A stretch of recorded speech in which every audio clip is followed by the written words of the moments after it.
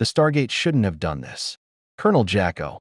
Neil had seen a lot of impossible things come through the event horizon over the years. Alien parasites claiming to be gods, sentient energy beings, entire civilizations fleeing extinction, but he'd never seen the wormhole tear reality itself apart.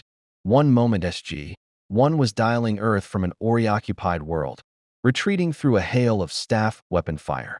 The next, the shimmering puddle of the gate convulsed, erupted with blinding white light, and swallowed them into something that definitely wasn't the SGC embarkation room.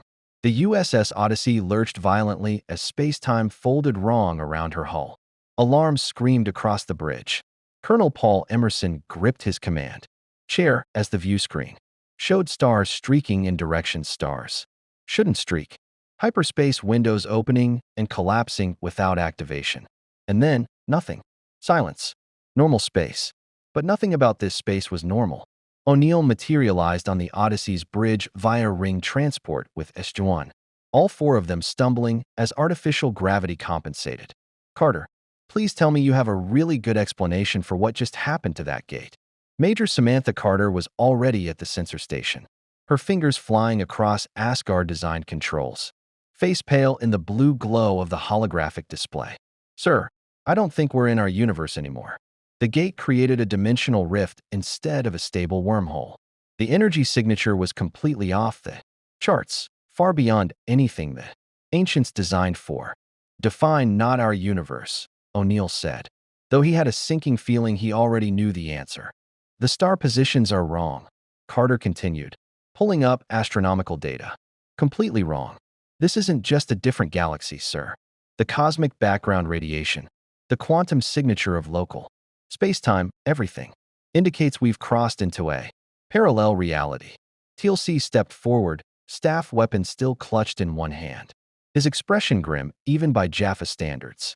If we cannot return through the Stargate, we are stranded. Can we dial home? O'Neill asked. Carter shook her head. Sir, we don't even know if the Stargate network exists in this reality. And without a dialing computer, without coordinates. She trailed off, the implication clear. Dr. Daniel Jackson, adjusting his glasses with hands that still trembled slightly from the adrenaline of their escape, moved to the view screen. Then we need to figure out where, or rather when, we are. Colonel Emerson, can you identify any familiar star systems? Emerson nodded to his navigation officer, who brought up a scan of local space. What appeared on screen made everyone on the bridge go very still. Earth, unmistakably Earth, hanging in space barely 200,000 kilometers away. Blue oceans, green continents, white clouds. Home. Well, O'Neill said after a moment. That's convenient.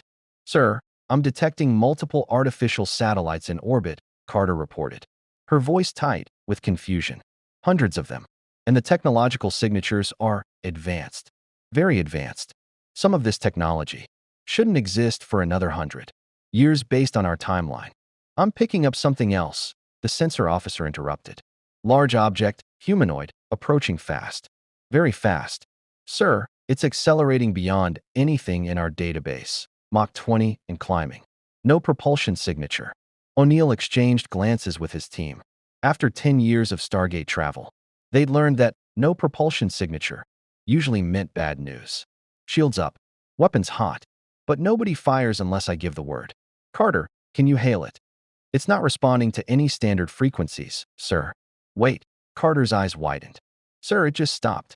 Dead stop from Mach 25 to 0 in under a second. No object should be able to do that without being torn apart. On the view screen, enhanced magnification showed what had stopped their ship's approach. A man, floating in the vacuum of space. No suit, no ship. Just a man in a blue suit with a red cape that somehow billowed in the solar wind. The iconic S-shield on his chest caught the sunlight like a beacon. Oh, you have got to be kidding me, O'Neill muttered. Daniel leaned forward, squinting at the image.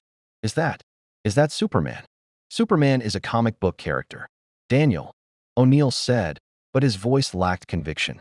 Because there, on their view screen, hovering in hard vacuum like it was a casual Sunday afternoon, was definitely Superman. The figure raised one hand in what might have been a peaceful gesture, then pointed deliberately at the Odyssey before making a clear, wait here motion. Sir, he's gesturing at us. The tactical officer said unnecessarily. I can see that, O'Neill replied. Carter, theories? Sir, if this is a parallel. Earth where comic book characters are. Real. Carter's scientific mind was clearly struggling with the concept. The physics implications alone are staggering. Flight without propulsion, surviving vacuum. The strength required to stop that fast without injury. He's moving again, TLC interrupted. Superman, because what else could they call him? Flew directly toward the Odyssey's view screen, stopping barely 100 meters from their bow. This close, they could see his face clearly, strong-jawed, blue-eyed, and wearing an expression of cautious but genuine curiosity. He was studying their ship the same way they were studying him. Then he did something that made Colonel Emerson's hand hover over the weapons console. His eyes glowed red. Heat vision scan, Carter breathed. He's analyzing our hull composition. Non-threatening posture, Daniel observed quickly. Look, he's keeping his distance. Hands visible, no aggressive movements. He's trying not to spook us. O'Neill had commanded first contact situations before. Not like this, never like this, but the principle remained. Stay calm, establish communication. Don't start an interstellar incident. Or in this case, an interdimensional one. Carter, broadcast on all frequencies. Audio and visual. A moment later, Superman's expression changed, surprise. Then what looked like relief. Carter nodded. He's receiving, sir. O'Neill straightened, aware that he was about to have a conversation with Superman. His life had officially reached maximum weird. This is Colonel Jack O'Neill of the United States Air Force, commanding the Earth vessel Odyssey. We, seem to have taken a wrong turn at Albuquerque. Please don't vaporize us with your laser eyes. For a long moment, Superman simply stared at them through the view screen. Then, impossibly, his voice came through their comm system, calm, deep, and carrying the kind of authority that suggested he'd done this before. Colonel O'Neill, this is Superman. Welcome to Earth. I'm going to need you to power down your weapons and explain how you have a human crew on a ship using technology I don't recognize, claiming to be from the United States Air Force. Because according to every database I can access, your ship doesn't exist. O'Neill glanced at Carter, who looked as baffled as he felt. How is he transmitting without equipment? I don't know, sir. O'Neill turned back to the view screen and the floating man who shouldn't exist. Superman, we've got a long story and I'm guessing you've got questions. How about we find somewhere to talk that doesn't involve hard vacuum? Maybe over coffee? I could really use coffee right now. Superman's expression softened into something that might have been amusement. I can arrange that. But Colonel, I'm going to need you to follow my coordinates exactly. And be aware, you've appeared in protected airspace. There are other heroes monitoring this situation. They'll want answers too. Other heroes? Daniel asked quietly. Indeed, TLC rumbled. If Superman is real in this universe, logic suggests his companions are as well. O'Neill closed his eyes briefly. Justice League. They were about to meet the Justice League. After fighting false gods for a decade, they'd stumbled into a universe where actual gods and capes protected Earth.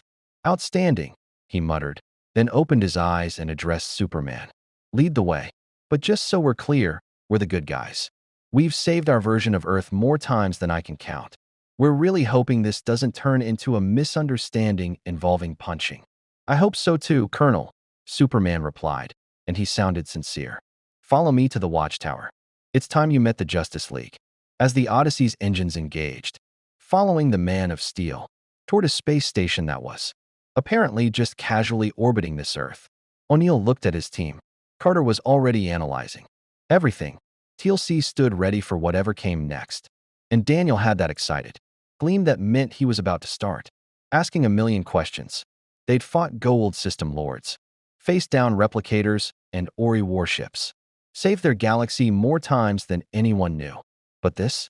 Meeting Superman and the Justice League in a universe where gods walked among men? This was definitely going in the mission report. If anyone back home would ever believe it. If they ever made it back home. If you want to see more characters enter different universes, hit that subscribe button and drop the name of a character and the universe you'd want to see them in down in the comments below. Hope shines brightest in the darkest night. The watchtower was impossible.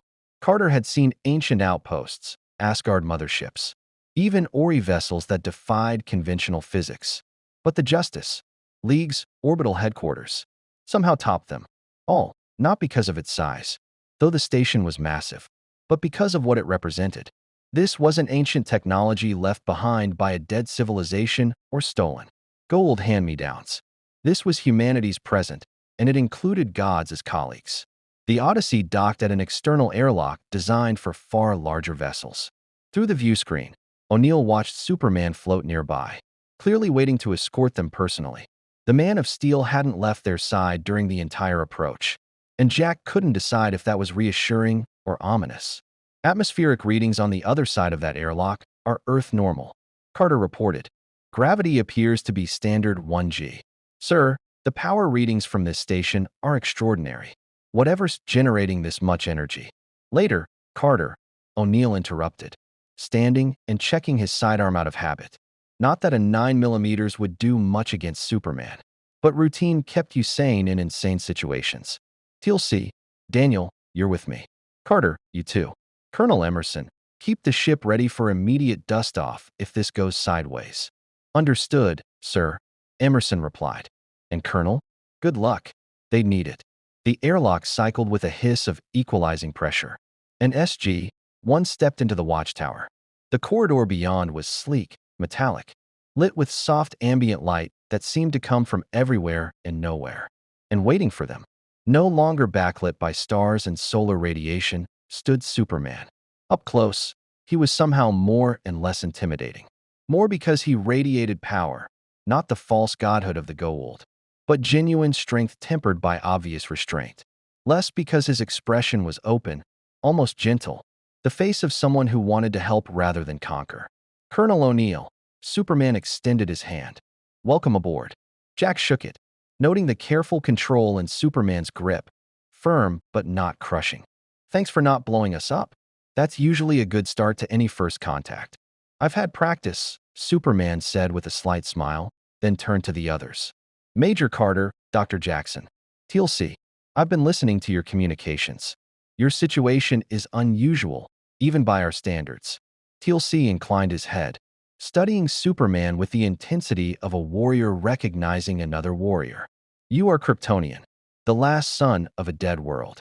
Superman's eyes widened fractionally. How do you know that? In our universe, you are fictional, Daniel explained quickly, stepping forward in full enthusiastic archaeologist mode. Comic books, movies, cultural icon. But the fact that you're real here has fascinating implications about the multiverse theory and Daniel, O'Neill cut in. Maybe save the lecture for after we're sure. They're not going to throw us in space jail. There's no space jail, Superman said, though his expression had turned more serious. But there are questions. A lot of them. Follow me, please. The others are waiting. He led them through corridors that curved gently, suggesting the station's rotating structure. They passed rooms with equipment that made Carter's fingers twitch with scientific curiosity, holographic displays, crystalline technology that resembled Kryptonian design from the comics, and weapons lockers that contained items no human military would recognize. How many heroes are in this league of yours? O'Neill asked as they walked. 7 core members, Superman replied, though we work with others regularly. You're about to meet the founding team. They'll want to verify your story. Verify. Jack's tone sharpened. What? You don't believe us? Superman stopped, turning to face them. Colonel, a ship appears from nowhere using technology that's advanced beyond anything on Earth. Crewed by humans claiming to be from the U.S. Air Force, but with no records, no history. You carry weapons. I don't recognize and mention. Traveling through a Stargate to parallel universes, as casually as ordering lunch. In my experience, things that sound too strange to be true usually are strange, but they're also usually true. That doesn't mean we shouldn't be careful. Wise words, Teal C observed. You have encountered many threats to your world. More than I'd like, Superman admitted, resuming their walk. Alien invasions, would-be conquerors, gods who turned out to be less benevolent than advertised. We've learned to approach the unknown with caution and hope. Hope, O'Neill repeated. Yeah, we're familiar with that approach. Doesn't always work out great, but it beats shooting first and asking questions never. They entered a large circular chamber dominated by a conference table. and around that table sat legends. Batman stood in the shadows, because, of course he did, cape, merging with darkness despite the room's even lighting.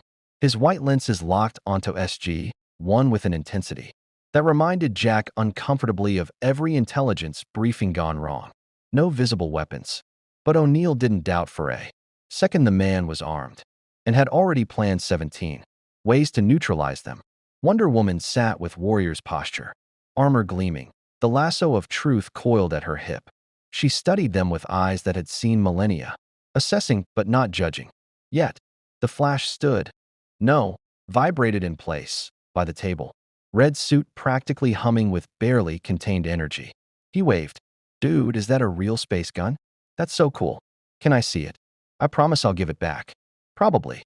Green Lantern floated cross-legged above his chair, emerald ring glowing softly. His construct, some kind of scanning grid, swept over SG-1 before dissipating. They're human soups. No hidden tech, no shape-shifting, no possession. Just 4 people with really interesting weapons. Martian Manhunter stood near the viewport, red eyes glowing faintly. And disciplined minds.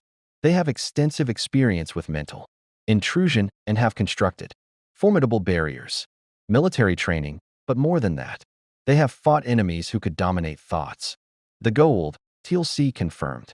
Parasites who enslaved my people for millennia, using hosts and hand devices. That could invade minds. Cheerful bunch, Flash muttered.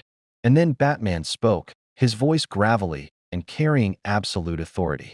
Sit down. Tell us everything, and I'll know if you're lying. O'Neill met the white lenses dead on.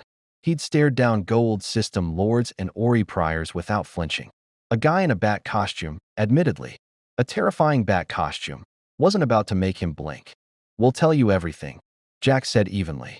But let's get something straight first. We're not your enemies. We're soldiers who protect our Earth from threats. That would make most people lose their minds. We've saved our planet and our galaxy more times than I can count. We didn't choose to come here, but now that we are, we'd appreciate being treated like allies, not suspects. Silence filled the chamber. Flash stopped vibrating. Green Lantern's ring dimmed slightly. Wonder Woman's expression shifted to something like respect. Batman didn't move. Then prove it. Tell us your story. Leave nothing out. O'Neill pulled out a chair and sat. Carter, TLC, and Daniel followed suit.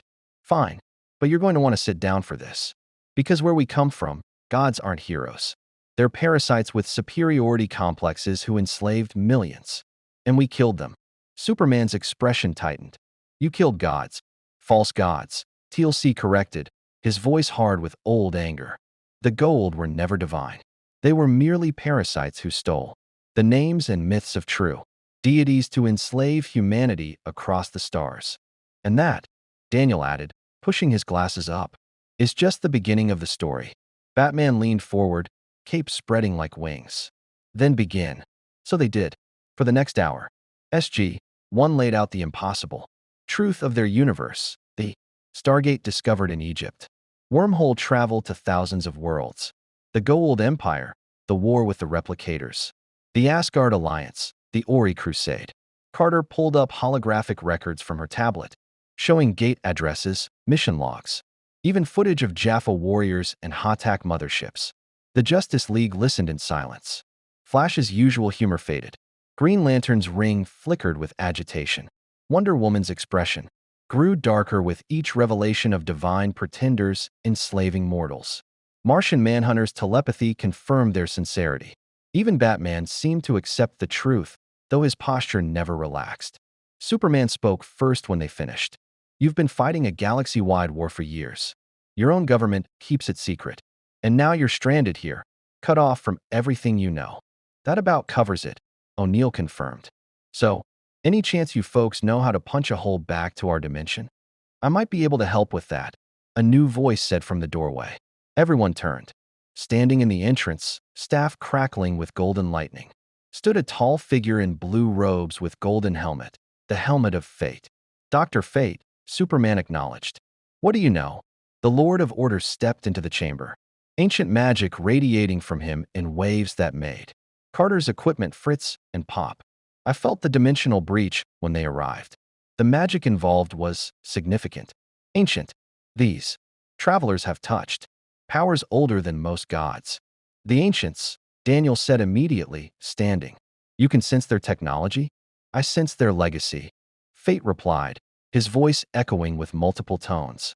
The beings you call ancients achieved ascension, a state beyond mortal flesh. That power leaves marks on reality itself. You carry those marks. Batman's eyes narrowed. Can you send them home?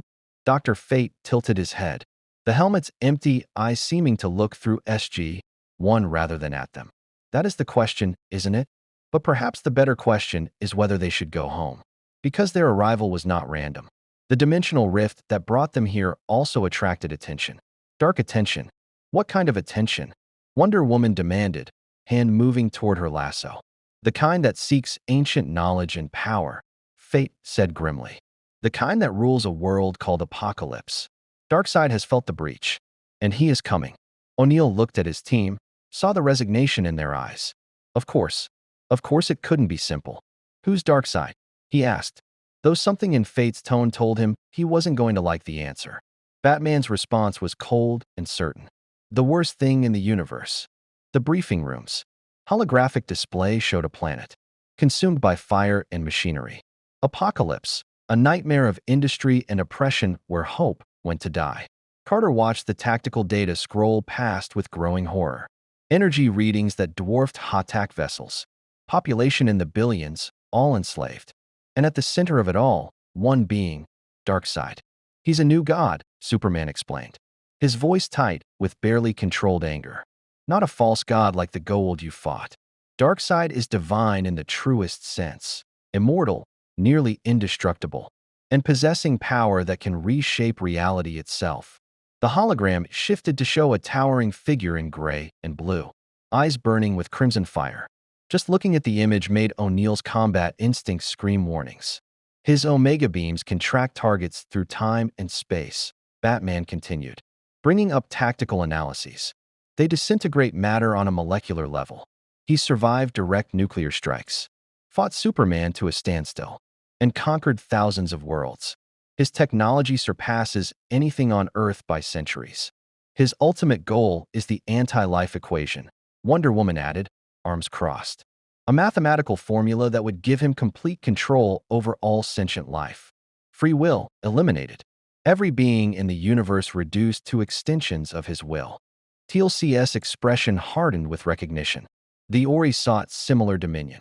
They used ascension and religion to enslave billions across galaxies. And you stopped them? Flash asked, his usual levity absent. We're still fighting them, Daniel said quietly. Before we came here, we were retreating from an Ori occupation force. The war isn't over. It may never be over. Green Lantern's ring projected a schematic of the Odyssey beside his chair. Your ship's impressive, don't get me wrong. But compared to Apocalypse forces? He shook his head.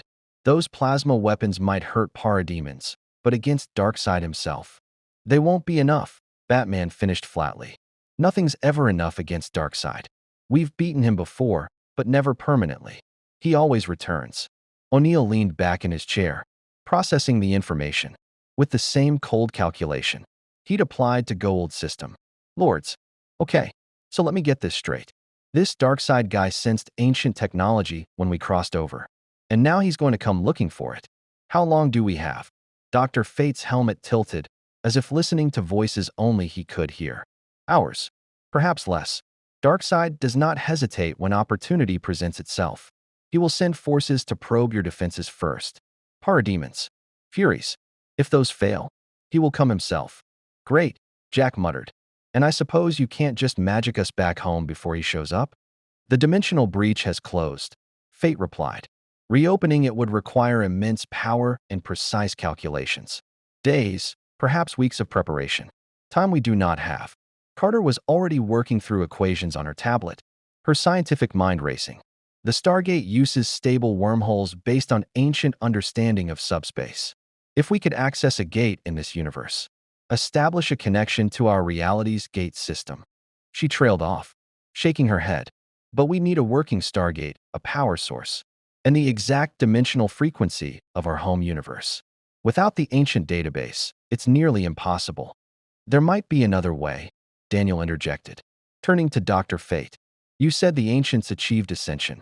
In our universe, ascended beings exist on a higher plane. If there are ancients here, or beings like them, could they help?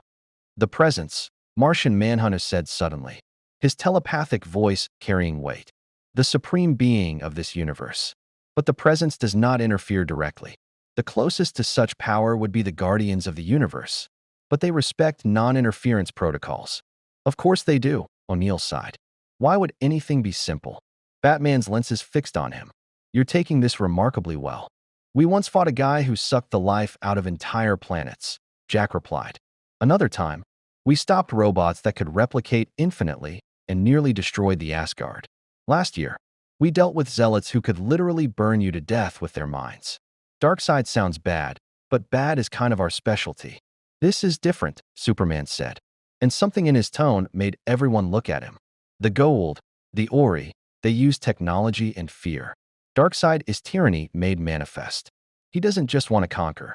He wants to erase the very concept of resistance from existence. And he's been doing it since before human civilization began.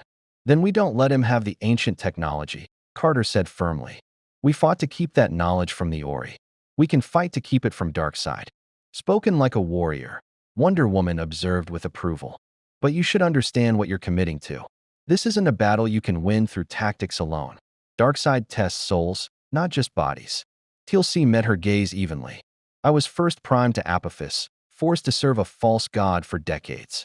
I have worn the symbol of slavery upon my forehead and committed atrocities in his name. Then I chose freedom. I chose to fight, knowing I might never live to see victory. If this Darkseid believes he can break what the Goa'uld could not, he will learn the price of such arrogance. The Amazon princess smiled, a warrior's smile, fierce and approving. You have stood against gods before. Perhaps you will stand again. The question is strategy, Batman interjected, pulling focus back to practicality. He brought up a tactical map showing Earth's orbital space. The Watchtower's position gives us defensive advantage, but Darkseid's forces excel at siege warfare. If he brings a full invasion fleet, he won't, Dr. Fate interrupted. Not immediately. Darkseid is many things, but reckless is not among them. He will probe, test, measure the threat before committing forces. The initial attack will be parademons and lesser furies. A surgical strike to capture the ancient technology intact. Then we fortify the Odyssey, Green Lantern suggested. Keep your ship here at the Watchtower where we can protect it. O'Neill shook his head. With respect, we're not hiding behind you. That's not how we operate. It's not hiding, Superman said carefully. It's tactics. You said yourself the ancient technology can't fall into Darkseid's hands. Working together gives us the best chance of you treating us like assets to be protected instead of soldiers who can fight. Jack finished. Look, I get it. You're heroes. Capital H. You save people. But we're not civilians, and we're not your responsibility. We're military personnel, trained to handle threats that could destroy civilizations. If Darkseid wants a fight, we'll give him one. Colonel, Batman's voice carried warning. Your weapons and shields are impressive by Earth standards. Against new god technology, they're barely adequate. This isn't ego, it's mathematics. Then help us improve the mathematics, Carter cut in.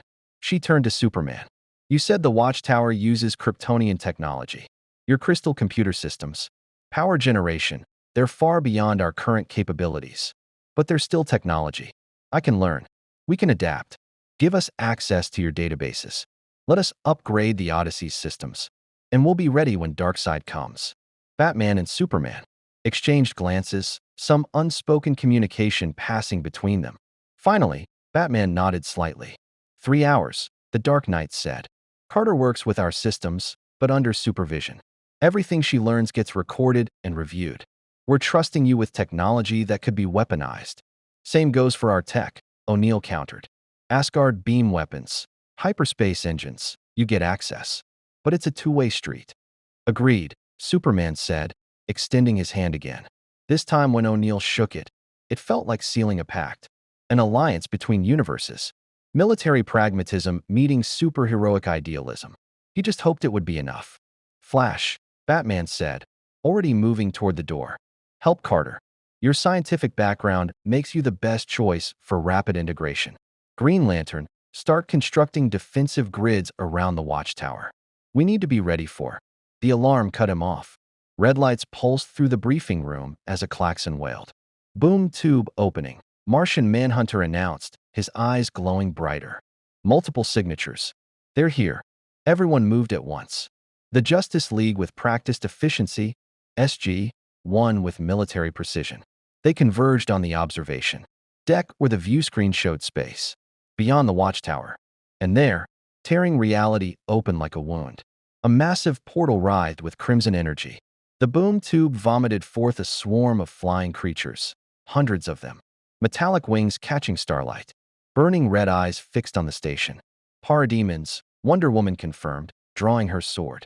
Behind the swarm, larger shapes emerged. Humanoid figures in armor that seemed to drink light.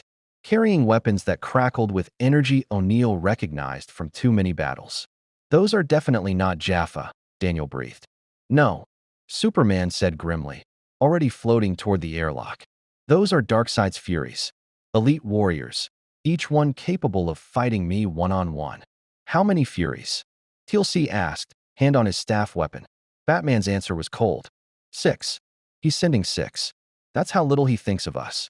The parademons streaked toward the watchtower in a wave of claws and energy weapons. The Furies followed with deadly grace, already spreading into attack formation. O'Neill looked at his team, saw the same determination he felt. They'd faced impossible odds before. They'd held the line against armies that could swallow worlds. Carter, get to the Odyssey. Fire up weapons and shields. TLC, Daniel, we're going back to the ship. Time to show these new gods what we learned fighting old ones. Colonel, Superman began, you don't have to. Yeah, we do. Jack interrupted. He met the Man of Steel's eyes squarely. Because that's what soldiers do. We show up. We fight. And we don't quit until the job's done or we're dead. Wonder Woman's fierce smile returned. Then let us fight together. Warriors of another Earth. Let Apocalypse learn that humanity defends itself. No matter the universe. The parademons hit the watchtower's shields with the sound of thunder. The battle for Earth, this universe, but still somehow home, had begun. And SG-1 charged forward to meet it. The Odyssey's bridge erupted with controlled chaos as SG-1 sprinted. Through the airlock, Colonel Emerson had already brought weapons online. The tactical display showed Asgard plasma beams charging, railguns loaded. F-302 fighters prepped in the launch bay. Shields at maximum, Carter shouted, sliding into her station. Parademons are Class 3 aerial combatants. Asgard shields should hold against their energy weapons. But there are hundreds of them. Through the view screen, the battle unfolded like something from a nightmare. Superman flew into the parademon swarm like a missile, each punch sending creatures spinning into space, bodies broken. Flash vibrated through the watchtower's hull and ran along its surface, creating vacuum vortexes that pulled parademons into tumbling orbits. Green Lantern's constructs, massive hammers and nets of emerald energy, swept through enemy formations. But the Furies were different. 6 warriors in dark armor, moving with supernatural grace, each one engaging a League member in single combat. Wonder Woman met one head-on, sword clashing against an electrified whip and showers of sparks.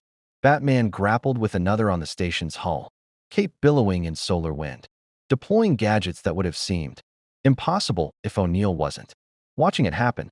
Martian Manhunter phased through attacks while landing solid strikes that dented armor. Target the parademons, O'Neill ordered. Fire at will. The Odysseys. Plasma beams lanced out, brilliant. Blue-white streams that vaporized. Parademons in clusters. The weapons that had destroyed Ori warships and Wraith cruisers tore through. Apocalypse forces with surgical efficiency. Railgun rounds followed. Kinetic projectiles that turned flying demons into expanding clouds of debris. Direct hits across the board, the tactical officer reported. Enemy forces breaking formation. Good, Emerson said. Launch F-302s. Give our people air support. 4 sleek fighters shot from the Odyssey's bay. Their Naquata-enhanced engines burning bright. Each carried a human pilot who'd trained to fight. Goa'uld death gliders, now facing demons from a god's army. They didn't hesitate. The 302s dove into the swarm. Missiles and railguns chattering. carving paths through the enemy. TLC stood at the weapons console, his Jaffa warrior instincts translating perfectly to ship-to-ship combat, concentrating fire on northern quadrant, clearing approach vector for Superman. On screen, the Man of Steel noticed the opening and capitalized immediately, heat vision sweeping through parademons like a scythe. He nodded toward the Odyssey, acknowledgement between warriors. They fight well together, TLC observed with approval. Each member compensates for another's weakness. This Justice League has earned their reputation through battle, not merely myth. Incoming, Carter shouted. One of the Furies broke from engagement, heading straight for us. The view screen zoomed in on a female warrior in black armor, flames wreathing her form as she rocketed toward the Odyssey. Her armor bore the Omega symbol, Darkseid's mark. She raised her arms and twin beams of energy erupted from her gauntlets. The Asgard shields flared, absorbing the impact. But the power readings made Carter's eyes widen. Sir, that was a directed energy attack at 0.7 petawatts. Our shields can take it, but not indefinitely. Evasive maneuvers, Emerson ordered. Return fire. The Odyssey rolled, thrusters firing. Plasma beams tracking the Fury. She dodged with impossible agility, weaving between shots that should have been unavoidable. Her laughter came across comms, cruel and confident. Mortals with stolen technology, the Fury taunted. Her voice like grinding metal. Darkseid sends his regards. Surrender the ancient knowledge or be reduced to atoms. Yeah, we get that a lot, O'Neill replied, keying the comm. Usually ends badly for whoever's doing the demanding. I'm betting today's no different. The Fury's eyes blazed brighter. Insolent. Wonder Woman hit her from below like a meteor, sword leading. The two warriors grappled in vacuum. Amazon's strength against new god power. Diana's blade found a gap in the armor and drew incandescent blood that froze. Instantly in space. You face a daughter of Zeus, Wonder Woman snarled, her voice carrying across all frequencies. Return to Apocalypse and tell Darkseid that Earth is defended, as it has always been, as it will always be. She drove the Fury back with a flurry of strikes that would have shattered tank armor. The new god warrior retreated, clearly not expecting such resistance. Boom tube opening, Carter warned. Multiple signatures, the Furies are extracting. On screen, 6 crimson portals tore reality open. The Furies disengaged from their opponents and dove through, vanishing in flashes of energy. The parademons followed, those that could still fly. Within seconds, the swarm had vanished, leaving only debris and the echoes of battle. Silence fell across the watchtower's vicinity. The Justice League regrouped near the station, breathing hard. Even Superman looked winded. The Odyssey's crew remained at battle stations, adrenaline still pumping. Status report, O'Neill demanded. No hull breaches, Carter replied. Shields at 73%. Ammunition depleted by 20%. All F-302s returning safely. She paused, double-checking her readouts. Sir, we just fought new gods and won. We survived, TLC corrected. That is not the same as victory. This was merely a probe. The true battle has yet to begin. Batman's gravelly voice came across comms. He's right. Darkseid was testing us. Now he knows what he's facing. A pause. Colonel O'Neill, your ship performed beyond expectations. Those weapons and shields are formidable. Asgard technology, Carter explained, unable to help herself. In our universe, the Asgard are an ancient race of... We'll debrief in 10 minutes, Batman interrupted. Everyone back to the conference room. We need to reassess. The Justice League filtered back into the watchtower. SG-1 followed, still processing what they'd just witnessed. Gods fighting demons in hard vacuum. Magic and technology as weapons of war. And somehow, impossibly, they'd held the line. The conference room felt different now. The League members carried themselves with the aftermath of combat. Superman's cape was torn. Wonder Woman had scorch marks on her bracers. Batman's cowl showed cracks. They'd bled together, if only metaphorically. That changed things. Darkseid knows we're here, Superman said without preamble. He knows about the ancient technology. And he knows we're willing to fight for it. He also knows we can hurt him, Green Lantern added, his ring still glowing faintly. Those plasma beams of yours dropped parademons faster than anything I've seen. And your fighters, those pilots have serious skills. They've been fighting space battles for years. O'Neill said. Gould, Wraith, Ori, we've faced them all. Your parademons are tough, but they're not the worst thing we've seen. Daniel cleared his throat. Though I'd really prefer not to see Darkseid himself. The historical parallels between him and various mythological tyrant gods are deeply disturbing. You won't have a choice, Dr. Fate intoned, materializing in the corner, because apparently he could do that. The probe has failed. Darkseid will not send another. He will come personally, or he will send his greatest weapon. What weapon? Carter asked. Despair. Fate replied simply. Darkseid does not merely conquer worlds. He breaks them. He will target your hope, your unity, your will to resist. That is how Apocalypse claims victory, not through superior force, but by proving that resistance is futile. O'Neill had heard similar speeches from Goa'uld system lords. R.A., Apophis, Anubis, they all believed resistance was futile. They'd all died or been defeated believing it. Then he's in for a surprise, Jack said. Because we've heard that speech before, usually right before we kicked someone's ass. Batman's expression might have shifted, hard to tell with the cowl. You've been fighting this war for how long? 10 years, O'Neill replied. Give or take. Lost a lot of good people. Saw entire civilizations destroyed. Fought enemies we couldn't possibly beat. He looked around the table, at gods and legends. But we're still here, still fighting. That's what we do. We're the people who show up when nobody else can. Like us, Flash said quietly. All his usual humor was gone, replaced by something harder. We show up too. When the world's ending, when the monsters come, when hope dies, we show up. Then perhaps that is the answer. Martian Manhunter suggested, his telepathic voice carrying warmth. Not division between soldiers and heroes, but unity. The Justice League has fought Darkseid before. SG-1 has fought false gods. Separately, we are strong. Together we might actually survive this, Wonder Woman finished. She looked at O'Neill with warrior's respect.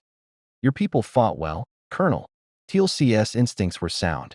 Major Carter's coordination was excellent. Dr. Jackson's warnings about tactical patterns helped us anticipate attacks. You are soldiers, yes, but you are also protectors. As are we. So we work together, Superman said, and it wasn't a question. Full cooperation. Complete transparency. The Odyssey integrates with Watchtower defenses. Your crew trains with us. We share intelligence about Darkseid. And when he comes, and he will come, we face him united. O'Neill looked at his team. Carter nodded. Immediately, the scientist in her already thinking about technological integration. Daniel adjusted his glasses, clearly eager to learn more about this universe's mythology and history. TLC simply inclined his head, a warrior recognizing worthy allies. One condition, Jack said, turning back to Superman. We're not sidekicks. We're not backup. We're equal partners in this. Our ideas get heard, our tactics considered. We've saved our galaxy. We know what we're doing. Batman spoke before Superman could. Agreed. But the same applies to you. We know Darkseid. We fought him. When we tell you something is suicidal, you listen. Fair enough. O'Neill extended his hand across the table. So what's the plan, Dark Knight? Batman actually smiled, a thin, grim expression that promised violence. We fortify. We prepare. And when Darkseid comes looking for ancient technology, we make him regret it. Carter, start integrating our systems with theirs, O'Neill ordered. TLC, work with Wonder Woman on ground combat scenarios. Daniel, coordinate with Martian Manhunter on Darkseid's history. Know your enemy. I'll handle strategic planning with Batman and Superman. And me? Flash asked. You help Carter, O'Neill said. From what I understand, you're fast enough to accelerate her work rate significantly. Flash grinned. Dude, I like you. You get how to use a speedster properly. As the League dispersed to their tasks, Dr. Fate approached SG-1. His ancient presence seemed to weigh on reality itself. A word of warning, Fate said quietly. The battle you fought today was nothing. A skirmish. Darkseid saw your strength and was pleased. Do you understand? Pleased. Because he does not fear strength. He fears hope, unity, the irrational human tendency to fight on despite impossible odds. So we gave him exactly what he wanted to see, Daniel realized, face paling. Yes, Fate confirmed. You proved yourselves worthy opponents. Now he will come to break you personally. to prove that even warriors from another universe can be made to kneel. O'Neill met the Lord of Order's gaze without flinching. Then he's about to learn what every system lord, every Ori prior, and every replicator learned. We don't kneel. We don't surrender. And we sure as hell don't break. We shall see, fate said, and vanished in a swirl of golden light. The watchtower hummed with activity as two teams from different universes, different backgrounds, different philosophies, began working as one. Outside, Earth rotated serenely, unaware of the cosmic threat gathering like a storm. And somewhere beyond the reach of conventional space, Darkseid watched through sensors that transcended dimensions. He had seen ancient technology before. He had faced humans before. But these humans, with their stolen gods' weapons and unbroken spirits, these would be entertaining to destroy. Amanda Waller didn't knock. She never did. The woman who walked onto the watchtower 3 hours after the Parademon attack carried herself with the authority of someone who believed the entire world owed her explanations.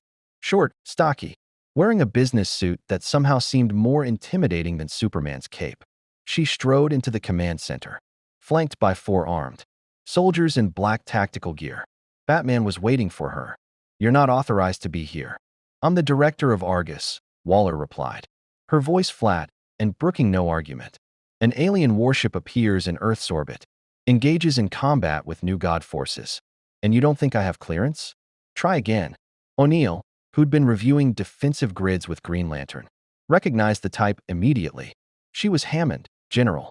Hammond from the SGC, if Hammond had been carved from ice and fed a steady diet of classified files and moral compromise. This was a woman who made hard choices and never lost sleep over them. "Colonel Jack O'Neill," Waller said, turning her full attention on him. Her eyes missed nothing. The P-90 slung across his back, the Zat gun on his hip, the GDO device on his vest. "United States Air Force, according to the identification you provided. Except when I ran your name through every database on this planet, you don't exist. None of you do. That's because we're not from this planet," O'Neill replied evenly. "Different universe, whole different Earth. It's complicated." "I don't do complicated," Waller said. "I do threats and assets." "Which one are you?" Superman floated down from the upper level, landing between them with obvious intention. "Ms. Waller, SG-1 is working with the Justice League. They're allies." "The Justice League doesn't speak for the United States government," Waller countered. "And that ship, the Odyssey, represents technology decades beyond anything we possess. Weapons capable of destroying those parademons with ease. Shields that withstood new god attacks. That makes it a strategic asset that belongs under proper oversight." "Proper oversight," Batman repeated, his tone dangerous. "You mean under your control? Task Force X, Suicide Squad. You want to weaponize their technology." Waller didn't even blink. "I want to protect this planet. The Justice League is powerful, but you're not always here. You can't be everywhere. When the next Darkseid comes, when the next apocalypse arrives, Earth needs more than 7 heroes. It needs weapons, defenses, options." Carter stepped forward, her scientist's mind already 3 steps ahead. "You want the Asgard technology, the plasma beams, the shields, the hyperdrive. You think you can reverse engineer it. Can I?" Waller asked bluntly. "No," Carter said simply. "The Asgard are millions of years more advanced than Earth, any Earth. Their technology is built on physics principles that would take decades just to understand, let alone replicate. And even if you could, without Naquata reactors to power it, Asgard weapons are useless. You'd need access to materials that don't exist in this universe." "Then we'll find them," Waller said. "Or create them. You've done it. Why can't we?" "Because we didn't," TLC interjected, his deep voice carrying weight. "The Tauri, the people of Earth in our universe, acquired this technology through alliance. The Asgard chose to share their knowledge because humanity proved itself worthy. Through sacrifice, through honor, through standing against impossible odds without demanding power as reward." Waller's expression hardened. "Pretty speech, but ideal in reality, not philosophy. Colonel O'Neill, as ranking military officer, you understand the strategic situation. Earth is vulnerable. We've been invaded how many times now?" She glanced at Superman. "Alien conquerors, mad scientists, demons. The list goes on. Your ship could help protect millions. Refusing that protection because of principles is a luxury we can't afford. O'Neill had been in this room before, metaphorically. Different universe, same argument. Kinsey, Simmons, various NID operatives, all wanting to weaponize Stargate technology without understanding the responsibility it carried. All believing the ends justified the means. Let me tell you about the last people who thought like that, Jack said, his voice cold. The NID, National Intelligence Department in our world. They stole alien technology, ran black ops missions through the Stargate, performed human experiments, cloned people, all to protect Earth. Know what happened? They nearly started wars that would have destroyed our planet. They created enemies where we could have had allies. They proved that having advanced weapons doesn't make you strong, it makes you dangerous. I'm not the NID, Waller said. No, Batman agreed. You're worse. Because you genuinely believe you're doing the right thing. The NID were opportunists. You're a true believer. That makes you more dangerous than Darkseid in some ways. Waller's jaw tightened. Bold words from a vigilante who operates outside the law. I operate outside the law to protect people from threats the law can't handle, Batman countered. You operate outside the law to accumulate power. We're not the same. Enough, Superman said, his voice carrying authority that made everyone pause. Ms. Waller, I understand your concerns. The Earth is vulnerable. The Justice League can't be everywhere. But SG-1's technology isn't a solution, it's a responsibility. One that requires trust, cooperation, and the wisdom to know when power should be refused. Superman lectures me about power? Waller said incredulously. You. Who could conquer this planet in an afternoon if you chose? You're the perfect example of why we need alternatives. Because the day you decide humanity isn't worth protecting, or the day you're compromised, or the day you simply make a mistake, what then? Who stops you? The temperature in the room seemed to drop. Superman's expression remained calm, but something in his eyes acknowledged the hit. Because she was right, in a way. The injustice timeline proved it. Superman could become a tyrant. One bad day, one unforgivable loss. And the Man of Steel could become mankind's greatest threat. That's why we work together, Wonder Woman said, entering the conversation. She'd been observing from the doorway, but now stepped forward with Warrior's presence. Superman doesn't bear that burden alone. None of us do. We check each other, balance each other, trust each other to remain true to our ideals even when the world makes it hard. And SG-1? Waller demanded. Why should we trust them? Because we've earned it, Daniel said quietly, removing his glasses to clean them, a nervous habit. O'Neill recognized from 1,000 mission briefings. Ms. Waller, I understand your position. You see a threat, and you want to eliminate it. You see a resource, and you want to exploit it. That's logical, but it's also reductive. We're not a threat or a resource. We're people. People who've fought and bled to protect our Earth just like you're trying to protect yours. We're not your enemies. Then prove it, Waller said. Open your ship to inspection. Let us analyze your technology under controlled conditions. Share your intelligence about these false gods you fought. Work with Argus, not just the Justice League. No, O'Neill said flatly. Waller's eyes narrowed. Colonel. No, Jack repeated. Because I've seen where that road leads. We open our ship to inspection, you find something you like, you take it. Maybe with good intentions. Maybe planning to use it only for defense. But then there's a crisis. An attack. A threat that justifies using just a little more power. And another. And another. Until you're using Asgard weapons to vaporize targets you've decided are threats. Without trials. Without oversight. Without the moral foundation that keeps power from becoming tyranny. You think I'd do that? Waller asked. I think you'd convince yourself it was necessary, O'Neill replied. That's how it always starts. With someone absolutely certain they're doing the right thing. Waller stared at him for a long moment. Then, surprisingly, she smiled. It wasn't warm. You're smarter than you look. Colonel. Fine. You want to keep your toys, keep them. But understand this, you're on Earth. My Earth. That makes you subject to its laws, its security protocols, and its government oversight. The Justice League might tolerate your independence. I won't. Then we have a problem, Batman said softly. Because SG-1 is under League protection. You move against them, you move against us. Even you don't want that fight, Superman added, his tone almost gentle. Amanda, I respect what you're trying to do. But this isn't the way. Let us handle this. Together, the League and SG-1. Waller looked between them, 7 of the most powerful beings on the planet arrayed against her. For a moment, O'Neill thought she might push it, force the confrontation. But Amanda Waller hadn't survived this long by being reckless. Fine, she said finally. For now. But Colonel O'Neill, understand something. I will be watching. If that ship becomes a threat, if your presence here endangers this planet, I will neutralize you. League protection or not. Are we clear? Crystal, O'Neill replied. Waller turned and walked out, her soldiers following. The tension in the room didn't dissipate. It just shifted. Because everyone knew she meant every word. She'll try something, Batman said once Waller was gone. She always does. We need to be ready. She's not wrong about everything. Flash interjected reluctantly. I mean, Earth is pretty vulnerable. We do get invaded a lot. Maybe having backup isn't the worst idea. The problem isn't backup, Carter explained. Still working on integrating watchtower systems with Odyssey sensors. The problem is intention. If you build weapons for defense, that's one thing. If you build them for control, that's another. The Asgard understood this. They only shared their technology with species that had proven they could handle the responsibility. Have we? Green Lantern asked seriously. I mean, as a planet?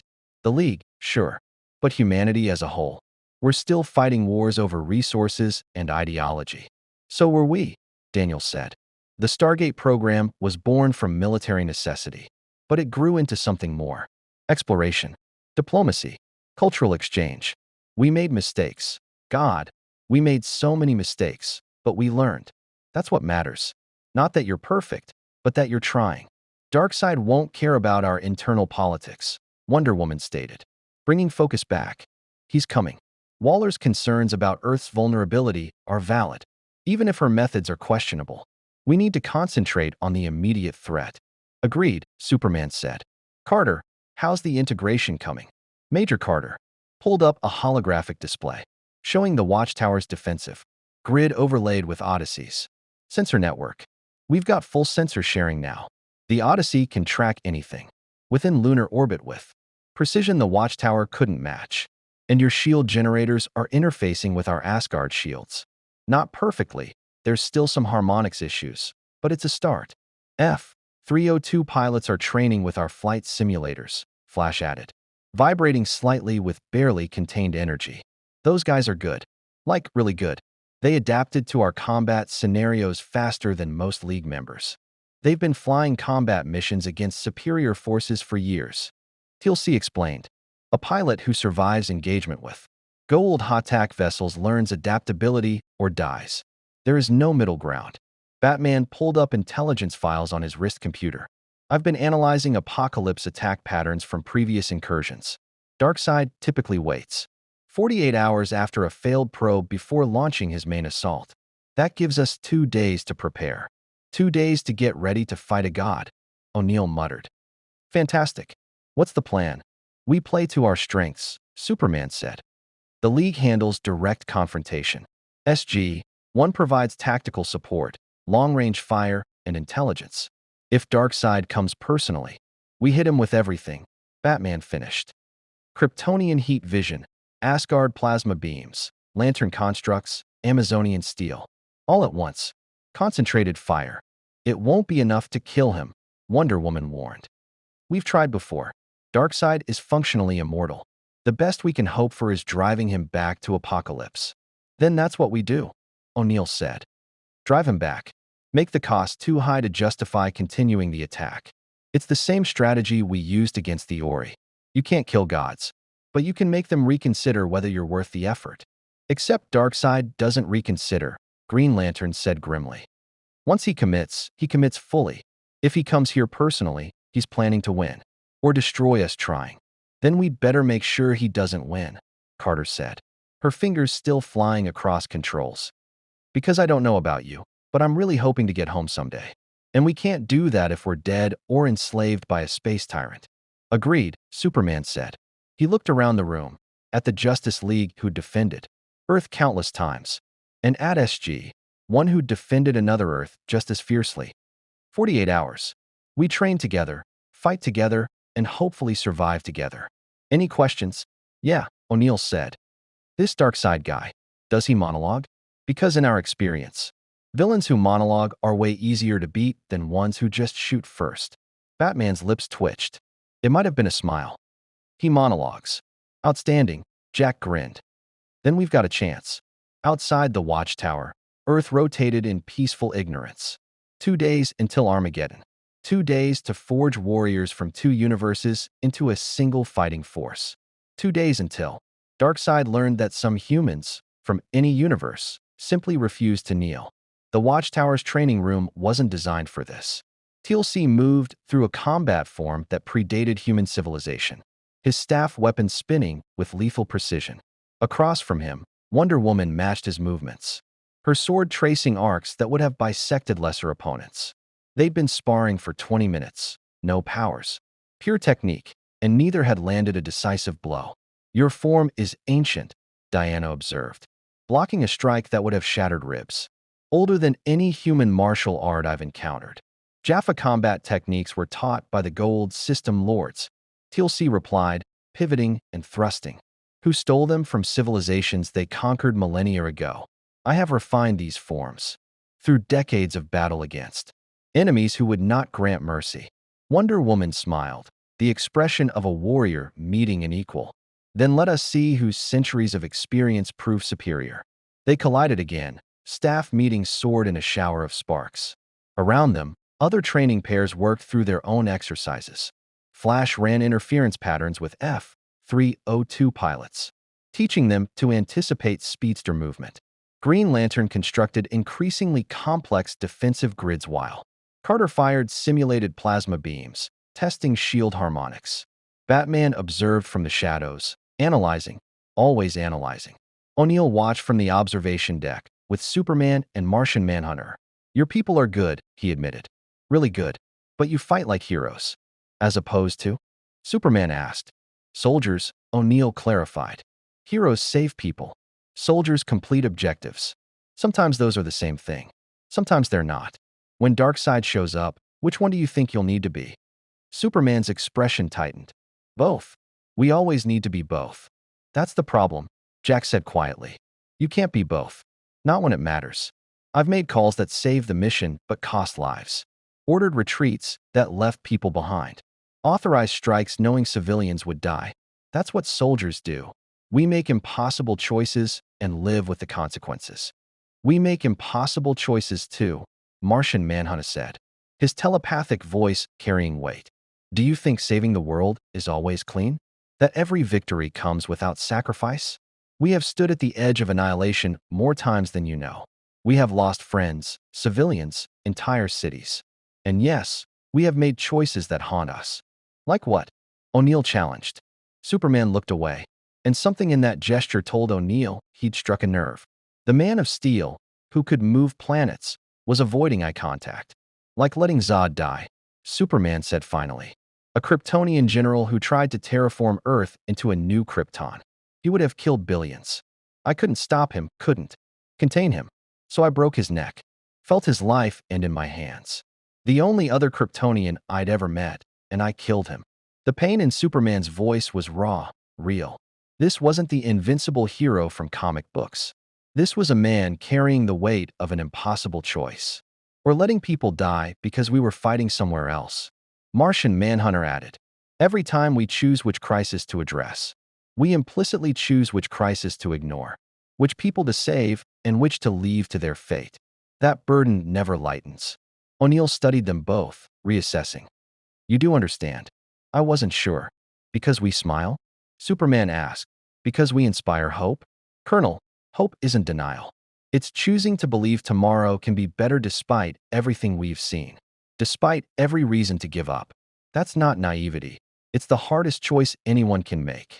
Down in the training room, TLC and Wonder Woman had stopped sparring. They stood facing each other, weapons lowered. Mutual respect evident in their postures. You have known slavery, Diana said. It wasn't a question. For decades, TLC confirmed. The Goa'uld implanted me with a larval parasite that controlled my immune system, made me dependent on their biology. I served Apophis believing he was a god, committed atrocities in his name. Then I learned the truth and chose freedom, even knowing it might mean death. Wonder Woman nodded slowly. I was created by Zeus to be a weapon against Ares, molded from clay, or so I believed, and given life to serve divine purpose. Then I learned I was Zeus's daughter, born of his relationship with my mother. Everything I understood about my existence was a lie. I had to choose who I would be despite what I was made for. And you chose to fight, TLC said. To protect those who could not protect themselves. As did I. We are the same, you and I. Diana extended her hand.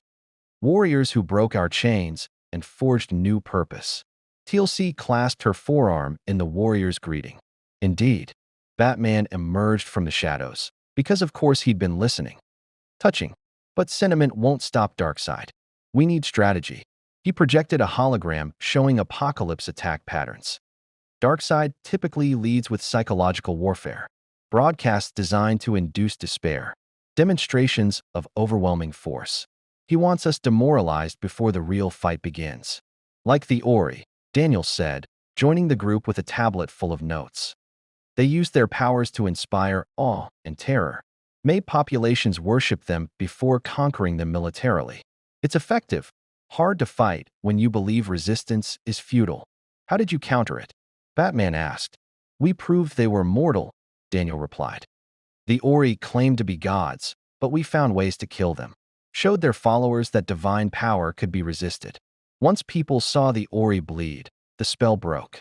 Darkseid bleeds, Superman confirmed. I've made him bleed. But he doesn't die. Not permanently. He exists across multiple planes of reality. Kill his physical form and his consciousness transfers to a new body. We've defeated him dozens of times. He always returns. Carter looked up from her work integrating sensor systems. Like ascended beings in our universe. They exist on a higher plane but can manifest physically. The ancients learned to kill each other by targeting their energy patterns, not just their physical forms. Maybe the same principle applies. Batman's eyes narrowed behind his cowl. Explain. The Asgard studied ascension extensively, Carter said, warming to the topic. They theorized that ascended consciousness exists as organized energy fields, resonating at specific frequencies. If you could disrupt that frequency, essentially cause destructive interference, you could theoretically kill an ascended being permanently. You've done this. Green Lantern asked. Once, Carter admitted. Against an ascended ancient named Orlin who'd lost his way. We used a directed energy pulse calibrated to his specific resonance. It worked, but we needed precise measurements and a lot of power. The emotional spectrum, Green Lantern said suddenly, his ring glowing brighter. It's organized energy resonating at specific frequencies. Will, fear, rage. Each one operates on a different wavelength. If Darkseid's consciousness exists as energy, we'd need to identify his frequency, Batman finished. Then generate enough opposing energy to cancel it out. The power requirements would be astronomical. We have astronomical. Carter gestured toward the Odyssey on the view screen. Naquata reactors generate zero-point energy from subspace, and the Asgard plasma beams can be recalibrated to specific frequencies. If we can scan Darkseid when he manifests, we might be able to kill him, Superman breathed. Actually kill him. Permanently. Or we might just make him really angry, Flash interjected. Because, shooting death beams at gods who can vaporize us with eye lasers seems like the kind of plan that could go wrong. It's still our best option, Batman said. Carter, work with Lantern on frequency analysis. I want scanning protocols ready before Darkseid arrives. Superman, coordinate with O'Neill on timing. We'll need to hit him with everything simultaneously. One shot. And if we miss? Wonder Woman asked. Then we fight, Batman replied simply. Like we always do. Until we win, or until we can't fight anymore. The comm system chimed, urgent priority. Colonel Emerson's face appeared on the main screen.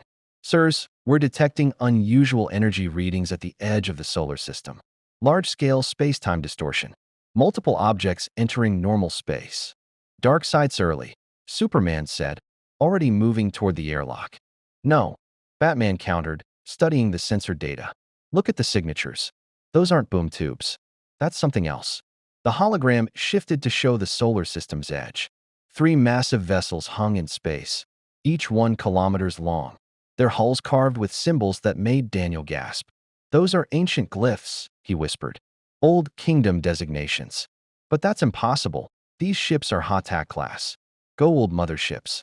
TLC's expression hardened into granite. The design is correct.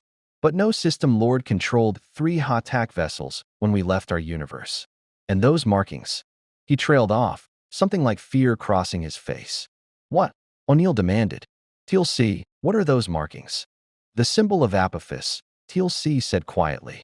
And underneath, a designation I have not seen in many years. These are ships from the fleet I once commanded.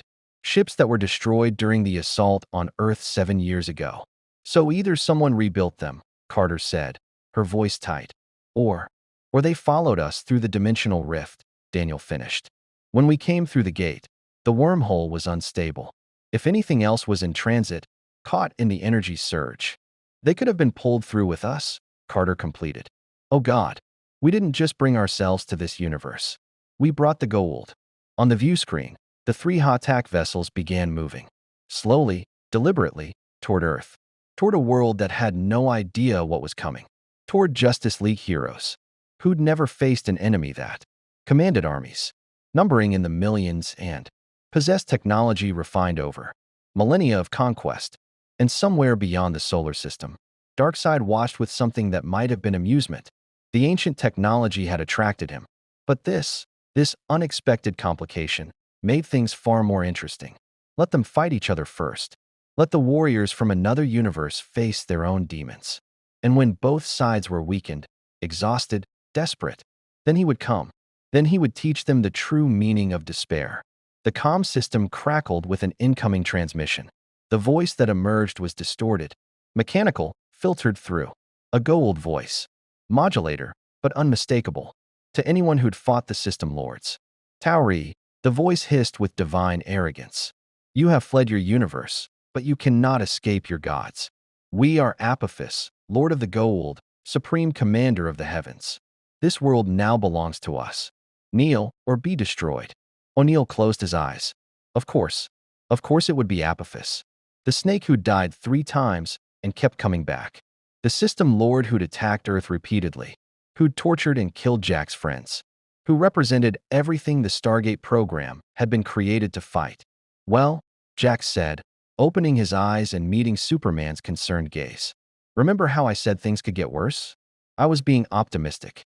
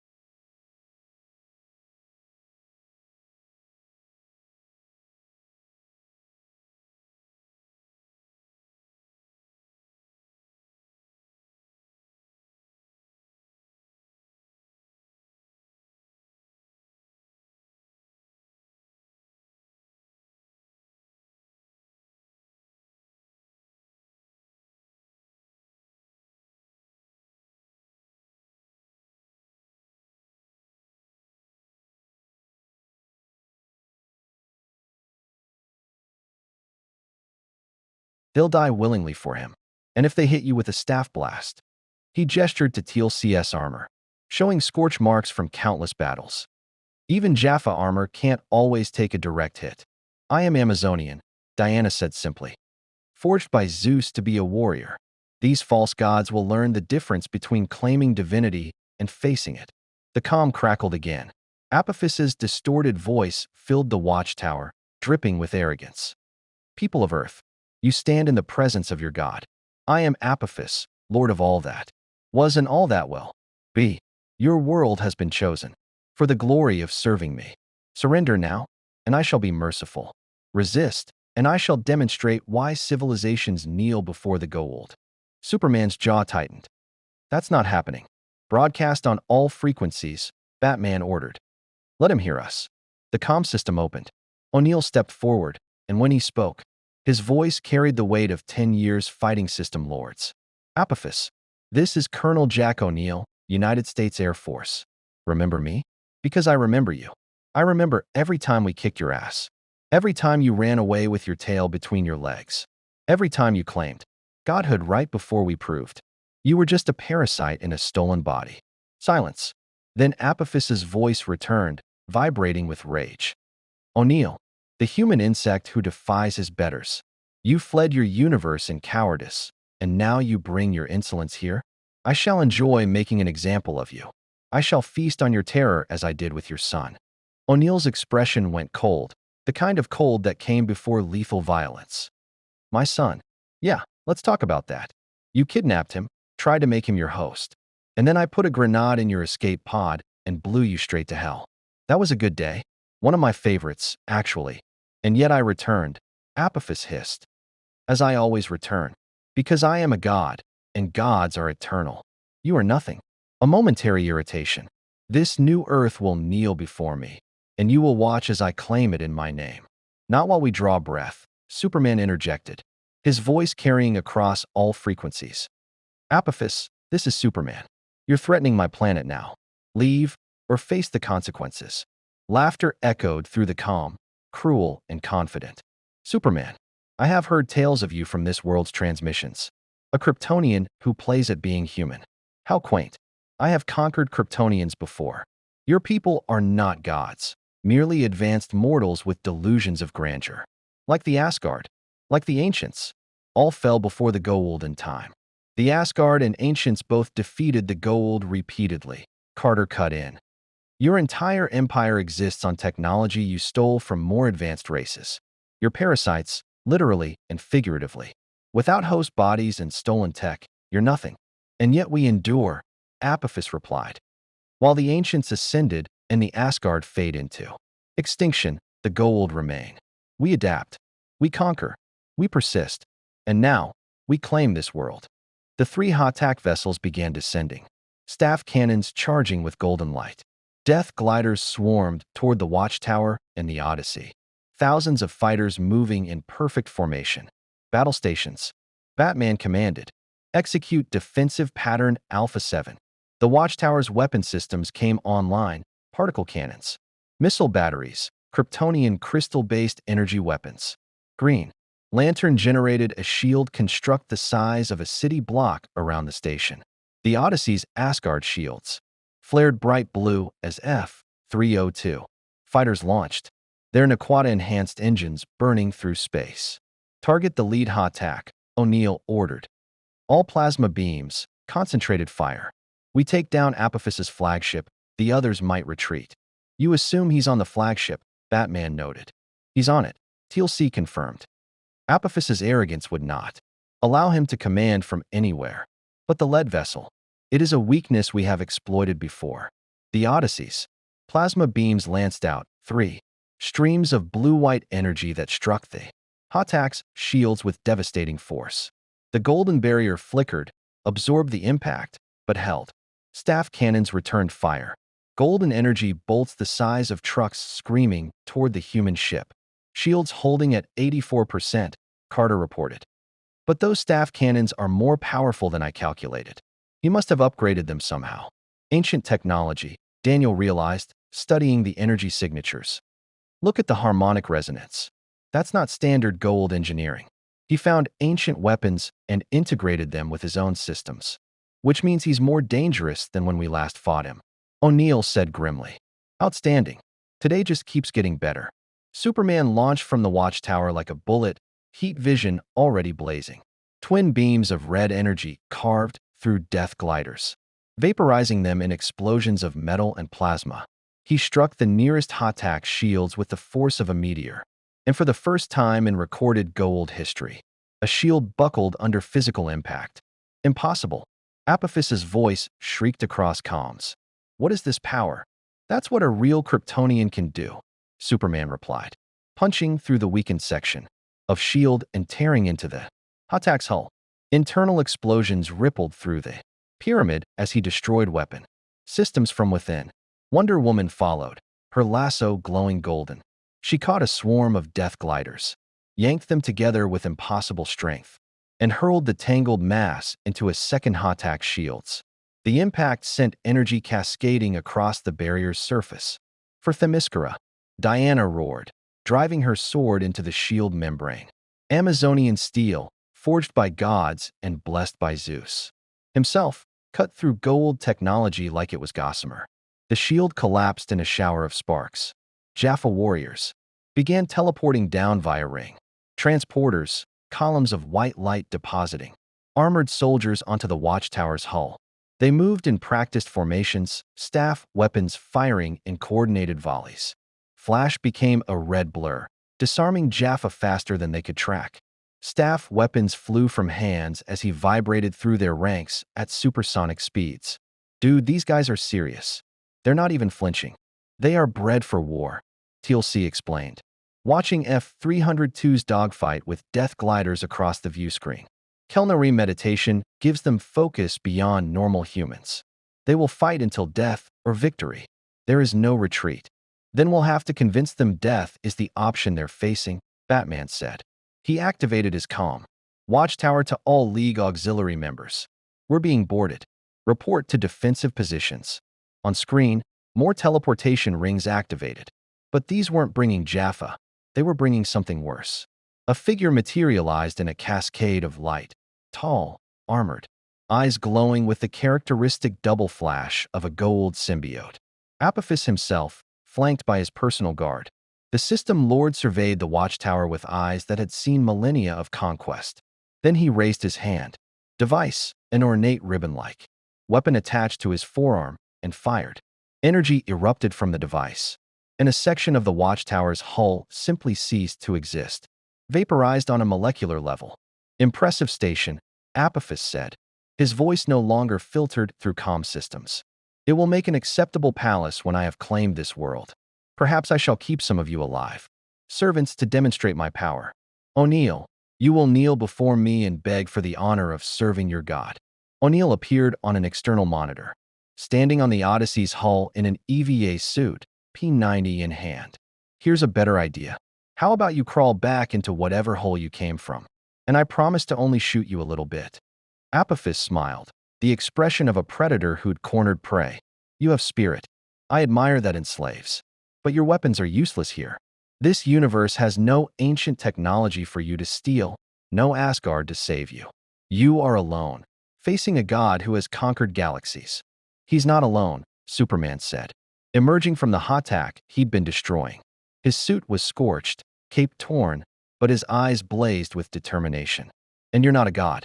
You're a bully with stolen technology. I've fought real gods. You don't compare. Apophis turned to face the Kryptonian, hand device charging. Then let us test your divinity against mine, last son of Krypton. I have studied your broadcasts. You have weaknesses, magical energy, and the hand device operates on principles your primitive science calls magic. He fired. The golden energy struck Superman full in the chest, and the Man of Steel screamed. It wasn't the scream of someone in pain. It was the scream of someone whose very atoms were being torn apart. Superman crashed into the watchtower's hull, smoke rising from the impact site. Superman, Flash shouted, racing toward his fallen teammate. Now you see, Apophis declared, addressing the Justice League and SG-1 alike. Your champions fall before true power. Your technology crumbles. Your hope dies. This is the way of the Goa'uld. We have broken 10,000 worlds. What makes you believe yours will be different? Wonder Woman stepped forward, sword raised. Because we've fought tyrants before. Because we've stood at the edge of annihilation and refused to fall. Because hope isn't naivety, parasite. It's the strength to fight when fighting seems pointless. She charged. Apophis fired. The hand device energy struck her bracers and scattered divine metal proof against false divinity. Diana's sword arced toward the system lord's neck. And then space itself tore open. Not a boom tube. Not a Stargate wormhole. Something darker, more terrible. A rift that exuded malevolence like a physical force.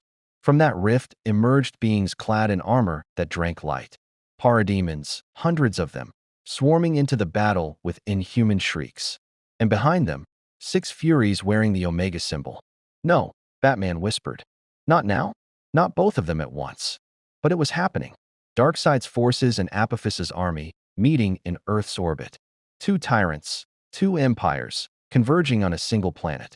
And in the chaos, a voice boomed across all frequencies, deeper than earthquakes, colder than the void between stars. Interesting, Darkseid said, his massive form emerging from the rift. The ancient technology attracted insects from another reality. No matter. I shall claim what I seek from the ashes of your corpses. Both gold and human will learn that before Darkseid, all kneel. Apophis actually laughed. You dare challenge a god? I am Apophis. I have conquered galaxies. You are a worm wearing stolen flesh, Darkseid replied. Watch how gods truly wage war. His eyes blazed crimson. The Omega beams erupted, twin lances of reality warping energy that tracked Apophis across space. The system lord dodged, teleported, raised shields. Nothing helped. The Omega beams followed, inevitable as death, and struck. Apophis screamed as the beams hit his hand device, overloading it. The ancient technology integrated into his armor exploded, and the system lord fell, his host body burning. This, O'Neill said quietly, watching 2 cosmic tyrants face each other while Earth hung between them, is officially the worst day of my life. And I've had some really bad days. The battle between false gods and real ones had begun, and SG-1, stranded in a universe not their own, could only watch as the storm they brought met the storm they'd found. Somewhere behind it all, Dr. Fate observed from beyond normal space. His ancient consciousness recognized the pattern: chaos, desperation, impossible odds. This was when mortals either broke or transcended, when soldiers became legends or died trying. The true test was here, and Earth would need every hero it had, from every universe, to survive. The Omega beams didn't kill Apophis. They did something worse. They erased his hand device, his personal shield, his confidence. The system lord staggered backward, his host body smoking, eyes wide with something TLC had never seen in a gold before: genuine fear. Jaffa, Kree, Apophis commanded, his voice cracking. Destroy this interloper. Thousands of Jaffa warriors turned their staff weapons toward Darkseid. The Lord of Apocalypse stood amid the swarm of enemies with the posture of someone bored by the entire proceeding. When the first volley of staff blasts struck his armor, he didn't even flinch. Pathetic, Darkseid rumbled. He raised one massive hand, and energy erupted, not the surgical precision of Omega beams, but raw destructive force that vaporized Jaffa by the dozens. You wage war with slaves and stolen technology. I wage war with gods. The Hatak vessels opened fire, all staff cannons converging on Darkseid's position. The combined energy output would have leveled a city. The Lord of Apocalypse stood in the center of the maelstrom and laughed. He's not even trying to dodge, Green Lantern breathed. Those weapons are planetary siege class, and he's just tanking them. We need to move, Batman said, tactical mind already 3 steps ahead. While they're fighting each other, we extract Superman and fortify defensive positions. This is our only window. Flash was already moving, vibrating through debris to reach Superman. The Man of Steel was conscious, but barely. The magical energy from Apophis's hand device still wreaking havoc on his Kryptonian physiology. Supes? Come on, buddy. We need to get you to the medical bay. The people, Superman gasped, trying to rise. Earth. If they reach Earth. They won't, Wonder Woman said firmly, joining Flash to help support Superman. Because we will stop them. Both of them. But we need you alive to do it, Cal. Stand down. TLC monitored the battle through the Odyssey's sensors, his expression growing darker with each passing moment. O'Neill, the third Hatak.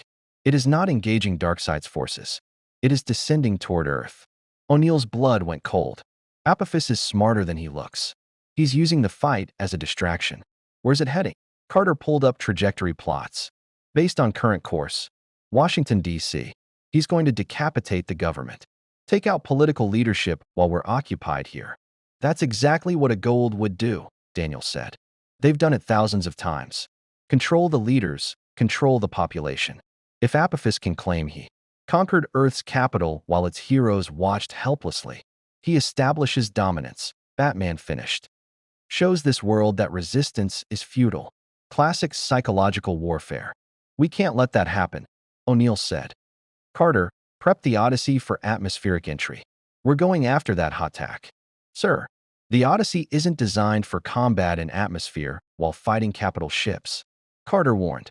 And if we leave, the Watchtower loses our firepower against Darkseid's forces. Then we split up, Superman said, forcing himself upright despite Wonder Woman's protests. League handles Darkseid. SG-1 handles Apophis. We trust each other to do what needs doing. Batman's jaw tightened. You're in no condition. I heal fast, Superman interrupted. And Carter's right. The Odyssey can't fight a hot-tack alone. They'll need air support. Diana, how? You're with me. We stop that ship before it reaches DC. And the rest of us? Flash asked. Hold the line here, Batman said. Keep Darkseid occupied. Don't let him follow Superman or SG-1. We need him focused on us. Martian Manhunter's telepathic voice carried concern. Batman, Darkseid is toying with Apophis's forces. When he grows bored, he will end this. Quickly and brutally. We may not have long. Then we use that time wisely, Batman replied. He turned to O'Neill. Colonel, good hunting. When you stop that hot-tack, and you will stop it, come back. We'll need everything we've got to finish this. O'Neill extended his hand. Batman shook it. Warriors from different worlds, different philosophies, united by the simple need to protect their people. Don't die, Jack said. I've gotten used to you being creepy and effective. Batman's lip might have twitched. You too, Colonel. The galaxy wouldn't be the same without your particular brand of insubordination. SG-1 raced back to the Odyssey. Colonel Emerson had the ship ready, engines hot, weapons charged, F-302s recovered and reloaded. As they broke from the Watchtower's defensive perimeter, O'Neill caught one last glimpse of the battle behind them. Darkseid stood amid a sea of corpses, Jaffa bodies floating in vacuum. Death gliders reduced to expanding debris clouds. The two hot-tacks still in orbit were missing chunks of hull wear. Omega beams had carved through shields and armor alike. Apophis himself had retreated to his flagship's throne room, issuing increasingly desperate commands. And the parademons, hundreds of them, descended on the Jaffa warriors like locusts. The Goa'uld might have conquered galaxies, but they'd never faced anything like Darkseid's forces, enemies that felt no fear, knew no mercy, existed only to serve their dark master. They're slaughtering each other, Daniel observed quietly. Two empires built on conquest, tearing each other apart. Good, TLC said flatly. Let false gods destroy each other. We will protect the innocent caught between them. The Odyssey plunged into Earth's atmosphere, shields flaring as air resistance heated the hull. Through the viewscreen, they could see the hot-tack ahead, a golden pyramid descending like a sword toward DC, death gliders swarming around it like angry hornets. Multiple fighter contacts, the tactical officer reported. Human jets scrambling from Andrews Air Force Base, F-22s and F-35s. There, engaging the death gliders. O'Neill watched as American pilots, his people, his Air Force, even if from another universe, threw themselves at alien fighters with outdated weapons and outmatched technology. The death gliders tore through them like paper. Staff cannons vaporizing jets before pilots could eject. Get us in there, he ordered. F-302s, launch and cover those pilots. Show them how it's done. For 302s screamed from the bay, and suddenly the dogfight changed. Human pilots who'd fought Goa'uld for years, using technology that could match death gliders, carved through the enemy formation. Missiles found targets. Railguns chattered. Death gliders began falling from the sky. The Earth pilots are adapting, TLC observed with approval. They see our tactics and learn. They fight well for those who have never faced Goa'uld before. Superman appeared on their wing, Wonder Woman and Green Lantern flanking him. The Man of Steel still looked rough, costume scorched, face pale, but his eyes burned with determination. His voice came across comms. Odyssey will run interference. You hit that hot-tack with everything you've got. Negative, Carter interjected. Superman, the shields are powered by technology one recognize, Superman said. I've seen Kryptonian force fields. These aren't the same, but they're similar. Energy-based barriers with specific frequency harmonics. I can disrupt them. Give me 10 seconds. He accelerated, heat vision blazing. Where the red beams struck the Hatak shields, they didn't just impact, they resonated. Superman was using his precise control to hit the shield at its resonant frequency, causing cascading harmonics that weakened the entire barrier. He's doing it, Carter breathed, watching her displays. The shield's losing coherence. Sir, we've got a window, 3 seconds, maybe 4, before it reharmonizes. Fire everything, O'Neill commanded. Now, Asgard plasma beams, railguns, and missile pods unleashed simultaneously. The concentrated firepower struck the weakened section of shield and punched through, tearing into the Hatak's hull. Internal explosions rippled through the pyramid as weapon systems detonated.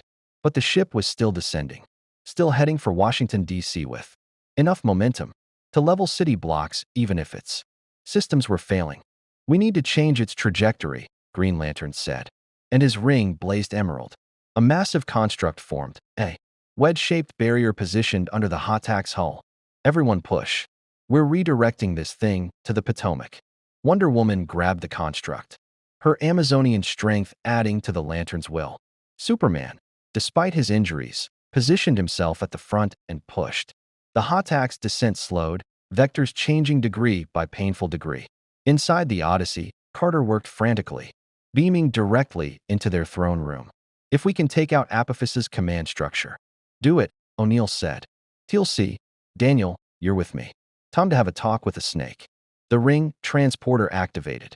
White light engulfed SG-1, and reality twisted.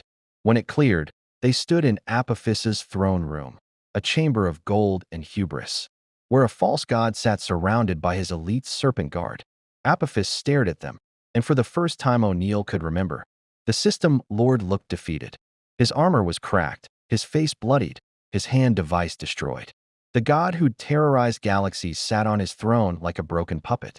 O'Neill, Apophis said quietly, you have won, as you always win. The universe itself conspires to grant you victory while I am cast down. Why? What makes you worthy of such favor? We don't ask for favor, O'Neill replied. P90 trained on the Goa'uld's head. We just keep showing up, keep fighting, keep refusing to quit no matter how bad it gets. That's not favor, that's stubbornness. And I am not stubborn. Apophis laughed bitterly. I have died and returned 3 times. I have rebuilt armies from ashes. I have refused to accept defeat for millennia. Yet here I am, broken by a being who makes me realize I never understood true power. Darkseid, he is what I pretended to be, an actual god. He's a tyrant, Daniel corrected. Like you. The difference is scale, not kind. And we're going to stop him too. Apophis met Daniel's gaze. You cannot. You do not understand what he is. I felt his power when those beams struck me. That was not technology. That was reality itself bending to his will. The ancients ascended to escape mortality. Darkseid exists beyond such concepts to begin with. He is the idea of tyranny made manifest. You cannot kill an idea. Maybe not, TLC said, stepping forward. His staff weapon was aimed at Apophis's heart. But we can kill you. For every Jaffa you enslaved. For every world you destroyed. For every life you claimed in your false name. Your end is here, Apophis. Accept it. The system lord looked at his former first prime. Cholvier. Traitor. You abandoned your god for these humans. Was it worth it? Look at them. Fighting forces beyond their comprehension. Risking annihilation for a universe not even their own. They will die, TLC. You will die? And your defiance will be forgotten. Perhaps, TLC replied. But we will die free.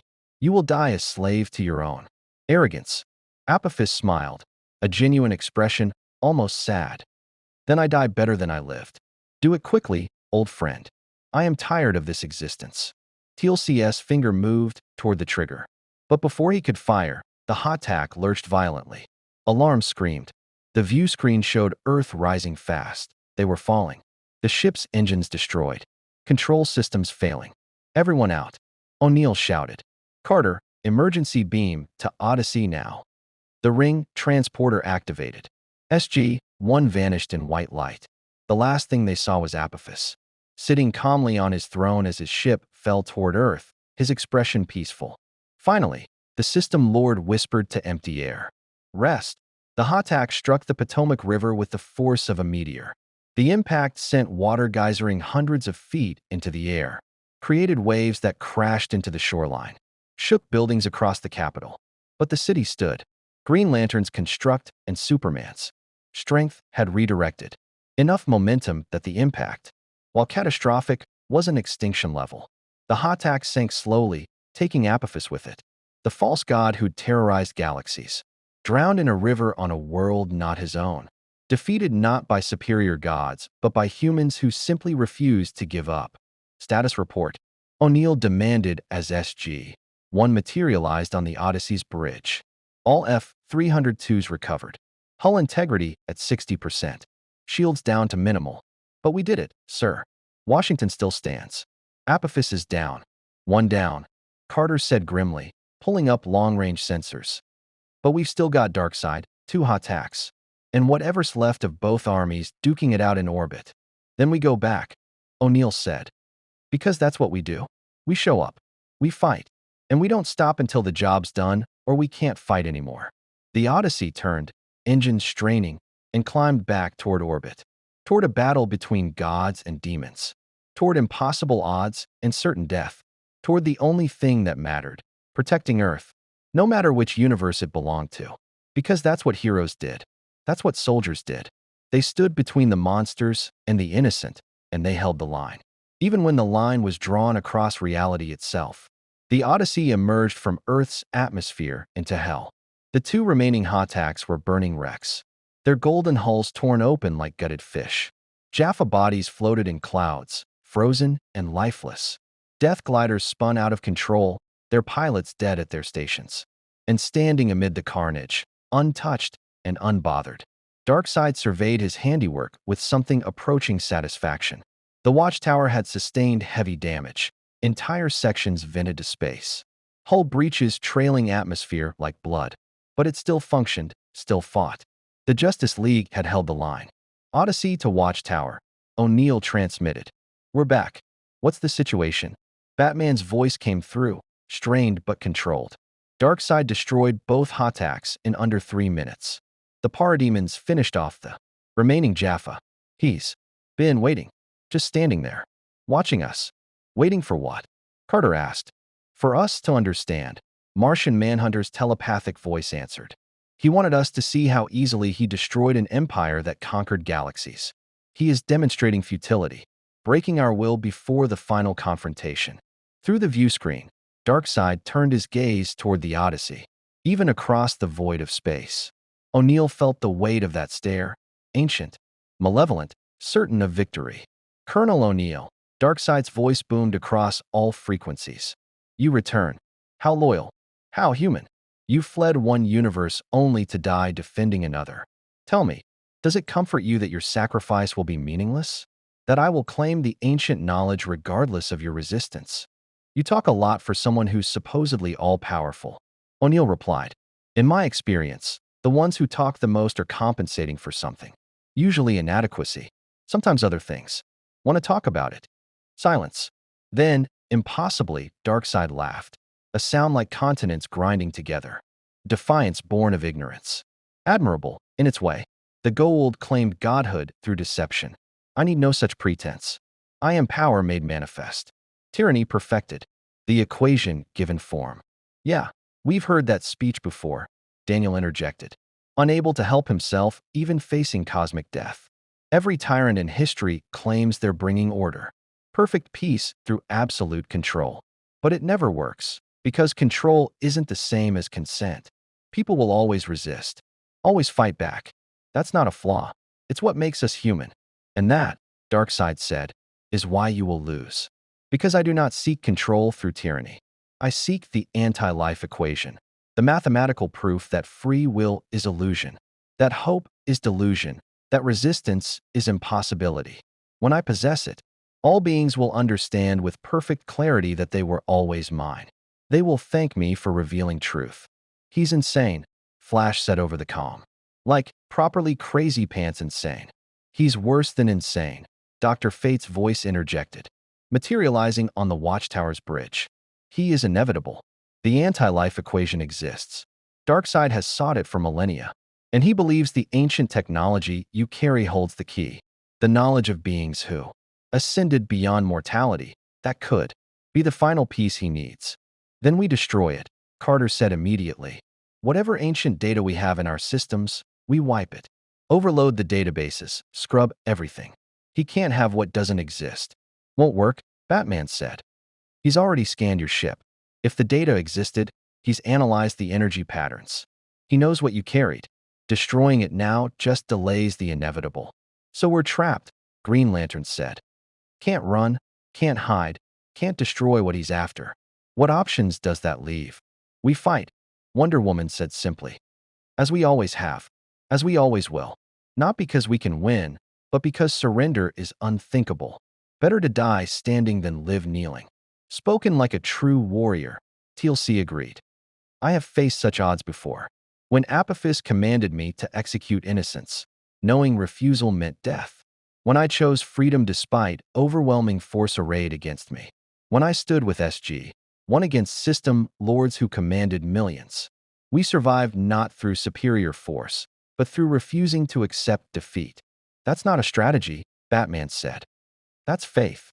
Sometimes, Superman interjected, his voice stronger now as Yellow Sun exposure accelerated his healing.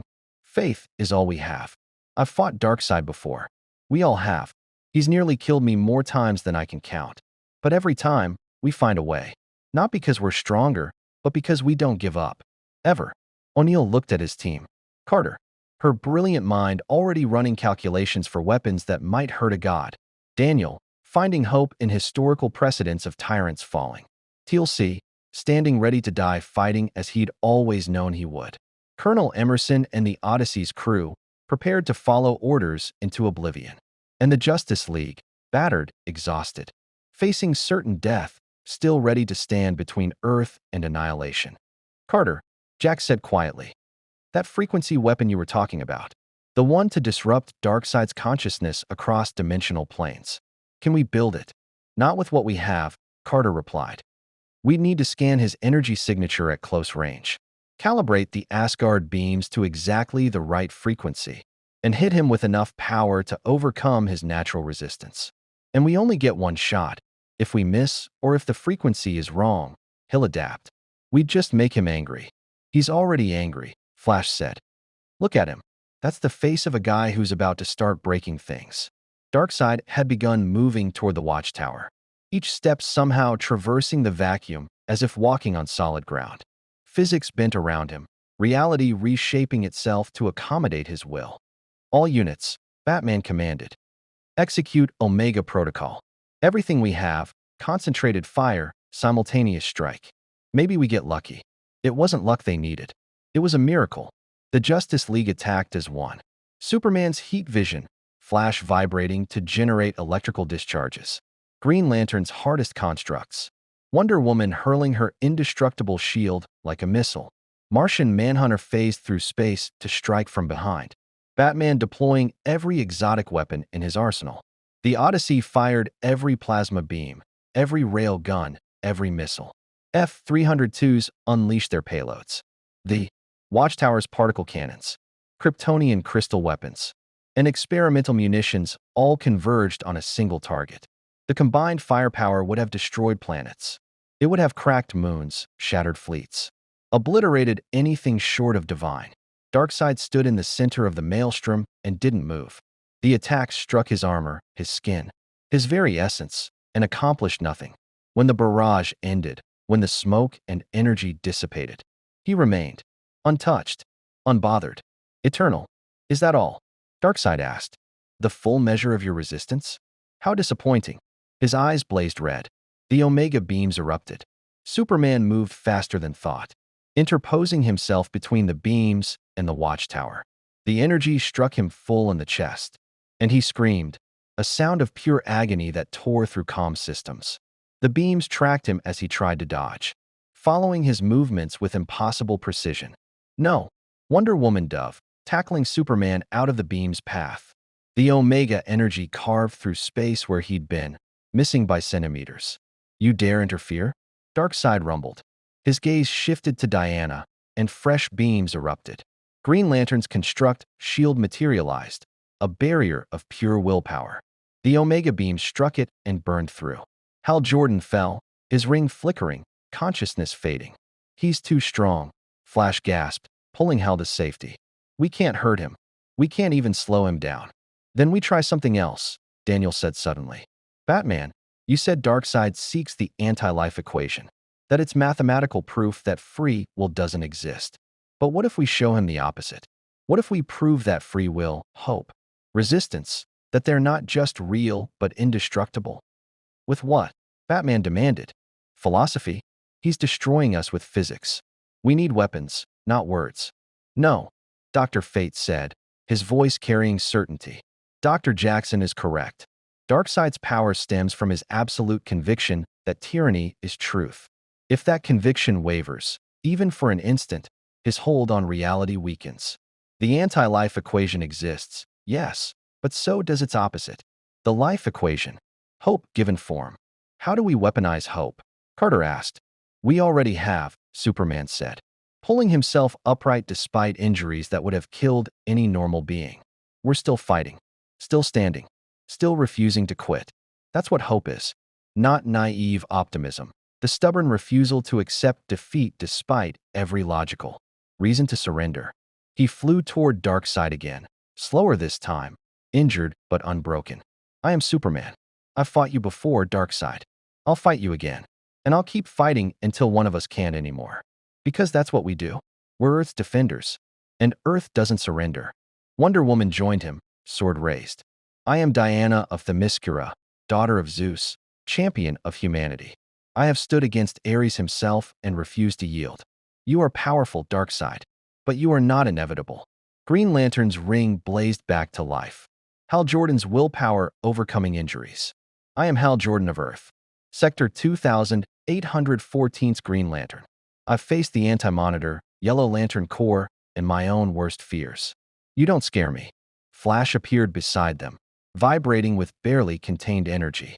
"I'm the Flash, fastest man alive. And I've seen the future. You lose. It might not be today, might not be tomorrow, but eventually, you lose. Because that's how this always ends." Martian Manhunter phased into existence, telepathic power radiating. "I am John Johns, last son of Mars. My world fell to tyranny and fire. I will not allow Earth to follow. Your darkness ends here." Batman emerged from shadows that shouldn't exist in vacuum, cape spreading like wings. "I'm Batman. I've prepared for this. I've studied you, analyzed you, found your weaknesses. You're not invincible. You're just very, very difficult to kill." One by one, the Justice League assembled. Battered, broken, bleeding, but standing. United not by powers, but by refusal. By the simple, stubborn insistence that some things were worth dying for. And from the Odyssey, O'Neill watched legends being born. Then he keyed the comm. "This is Colonel Jack O'Neill, United States Air Force.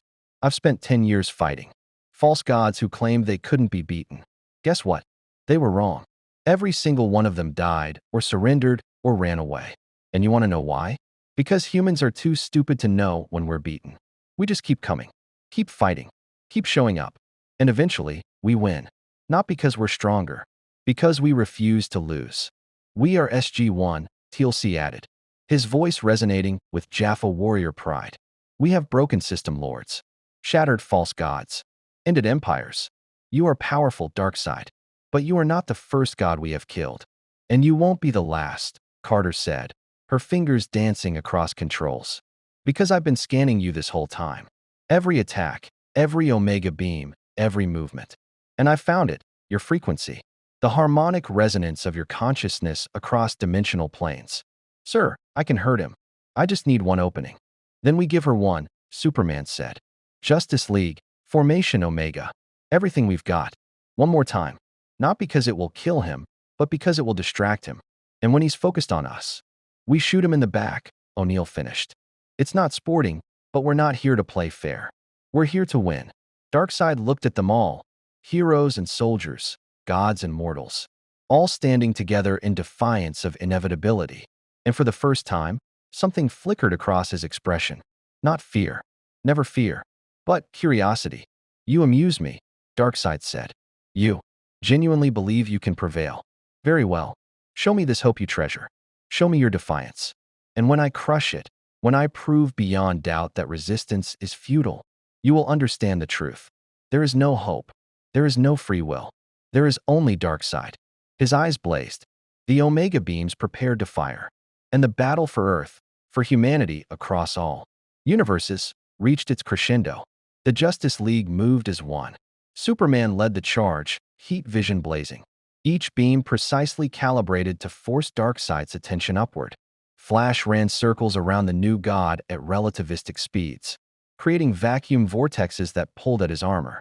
Green Lantern constructed a maze of hard light barriers, forcing Darkseid to waste Omega beams, destroying each obstacle. Wonder Woman darted in close, her sword finding the microscopic gaps in his armor, drawing that incandescent blood that proved gods could bleed. Martian Manhunter phased through Darkseid's defenses, telepathic assault battering against a consciousness that spanned dimensions. Batman deployed sonic weapons tuned to frequencies that shouldn't affect new gods but did because Batman had studied every battle, every encounter, finding the infinitesimal weaknesses that others missed. Carter, how long? O'Neill demanded, watching the League sacrifice themselves to buy seconds. 30 seconds to full calibration, Carter replied, sweat beading on her forehead as she worked. The Asgard beams are reconfiguring to match his dimensional frequency, but the energy requirements are massive.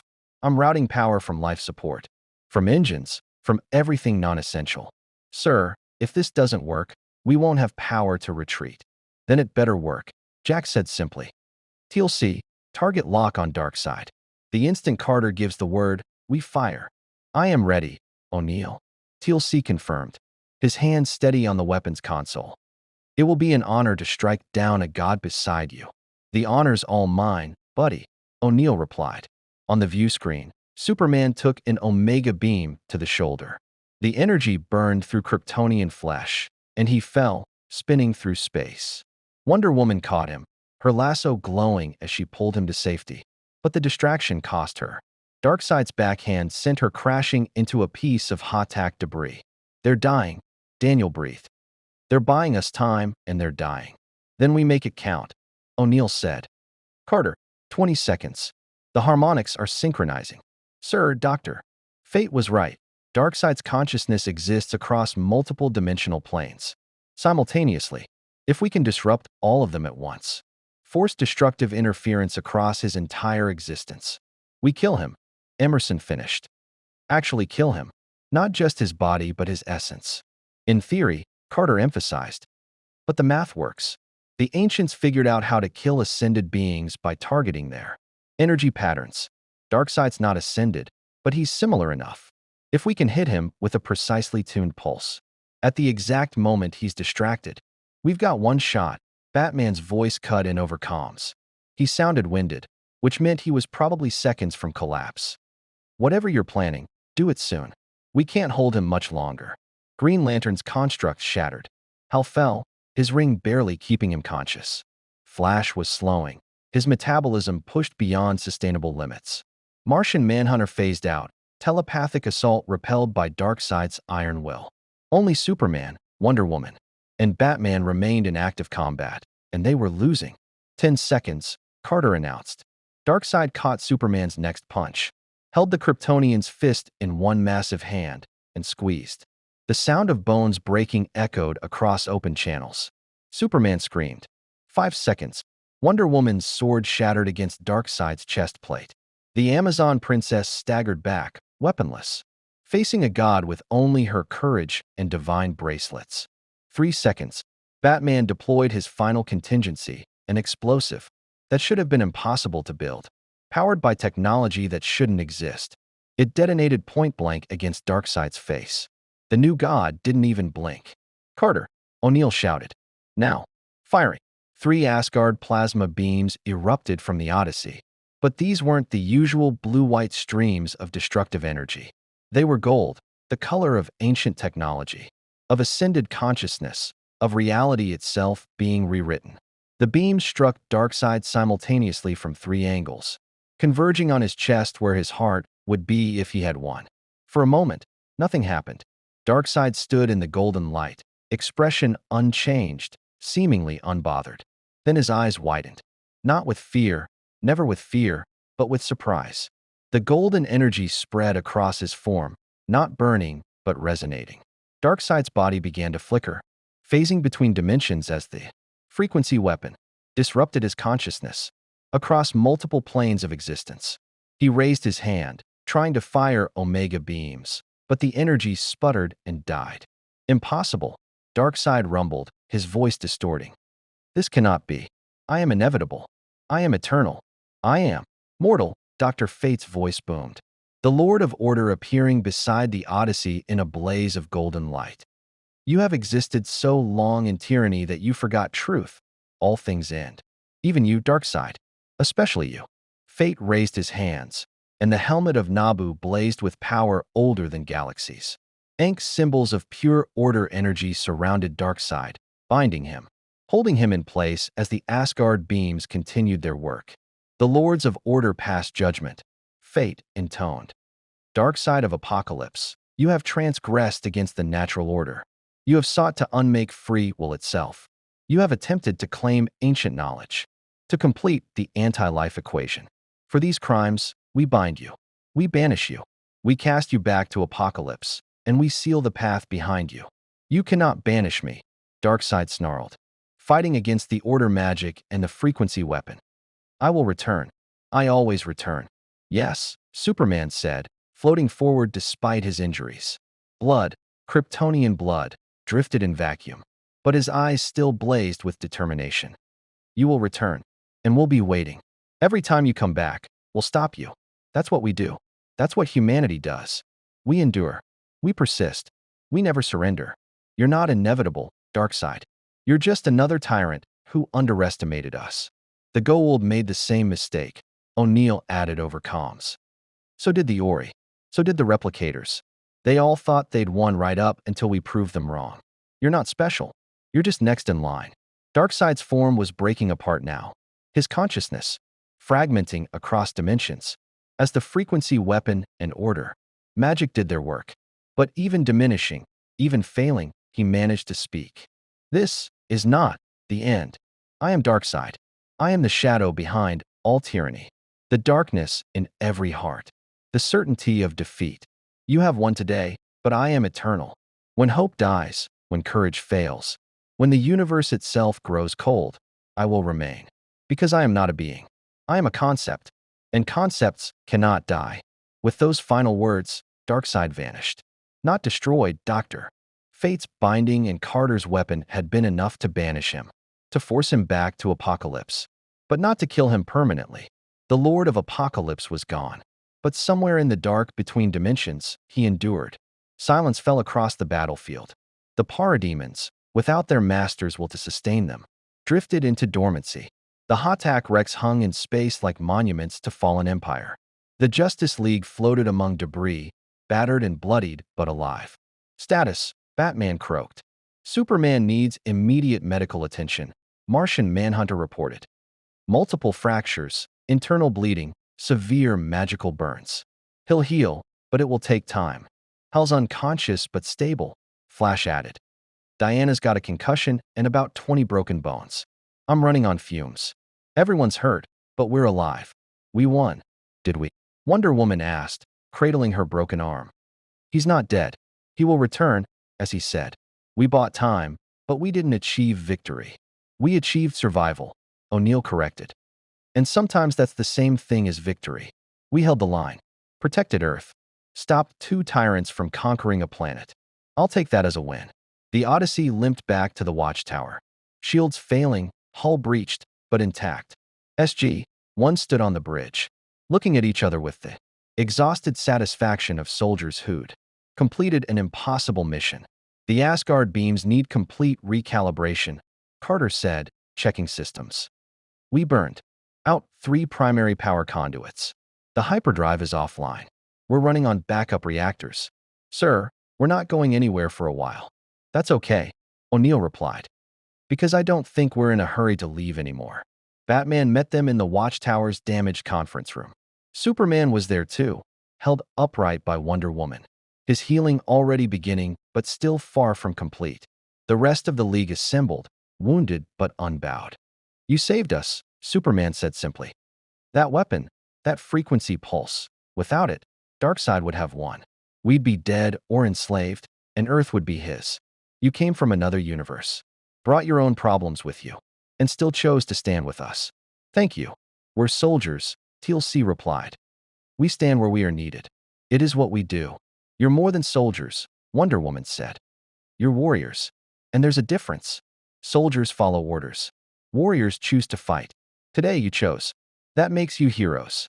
"Don't know about that," O'Neill said. "We just did what needed doing. Same as you. Same as anyone would if they had the capability." "Not anyone," Batman said quietly. "Most people run from gods. You and your team have been running toward them for 10 years. That's not normal. That's exceptional." Daniel cleared his throat. "So, about getting home. Carter, any idea how we—" "I've been working on that," Carter interjected, pulling up holographic equations. "The dimensional breach is still detectable. With the Watchtower's Kryptonian computer and Dr. Fate's magical expertise, I think I can calculate the exact frequency of our home universe. Then it's just a matter of generating enough power to punch through dimensional barriers." "Just," Flash laughed weakly. "You say just like it's easy." "It won't be easy," Carter admitted. "We'll need to rebuild the Odyssey's power systems, recalibrate the Asgard hyperdrive to dimensional travel instead of faster than light, and hope the math works. It could take weeks, maybe months." "We'll help," Superman offered. "Whatever you need, Kryptonian technology, League resources, access to the Fortress of Solitude. We owe you that much and more. And while you're here," Batman added, "you could consult on planetary defense. The technology you've brought, the tactics you've developed fighting Goa'uld and Ori, that knowledge could save millions when the next threat arrives." "Because there's always a next threat," Green Lantern said. "Darkseid will be back. Maybe not tomorrow, maybe not for years, but he'll come. And when he does, we'll need every advantage." O'Neill looked at his team. Carter was already deep in technical discussions with Superman about Kryptonian crystals and ancient technology.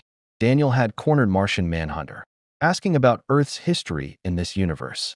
TLC stood with Wonder Woman, two warriors recognizing kindred spirits. They'd stumbled into this universe by accident, brought an enemy with them, fought battles not their own. But somehow, impossibly, they'd found allies, found purpose, found proof that no matter which reality you occupied, some truths remained constant. Evil existed. Tyrants arose. Darkness threatened. But so did hope. So did courage. So did the stubborn human insistence on standing up and saying no, when all logic demanded surrender.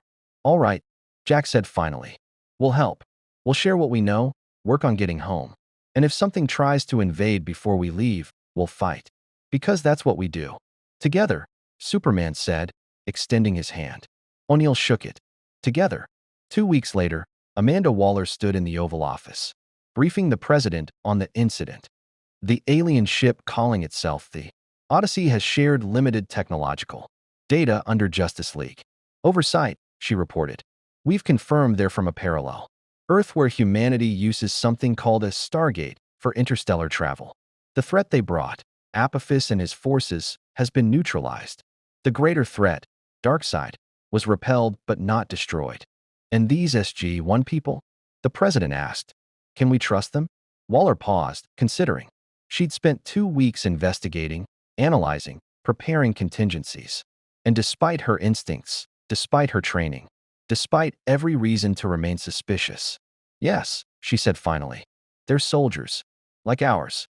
They fight for their people, their world, their ideals. They could have kept their technology secret, could have left Earth to its fate while searching for a way home. They chose to stand with the Justice League instead. That means something. Then they're welcome to stay as long as necessary," the president decided. "But keep an eye on them. And keep working on those contingencies. If they can cross dimensions once, others could follow," Waller finished. "Understood, sir. Argus will maintain surveillance. High above, on the Watchtower. SG-1 worked alongside the Justice League, rebuilding, preparing, training, for the next crisis, because there was always a next crisis." And in the Odyssey's database, carefully encrypted, Carter had begun documenting everything. The dimensional breach, the frequency calculations, the proof that parallel universes existed and could be traversed. Because someday they would go home, back to their Earth, their Stargate, their war against the Ori. But they would go home changed, carrying knowledge that in infinite realities, in countless universes, humanity always found the same answer to tyranny. Stand up, fight back, never surrender. Hope shines brightest in the darkest night.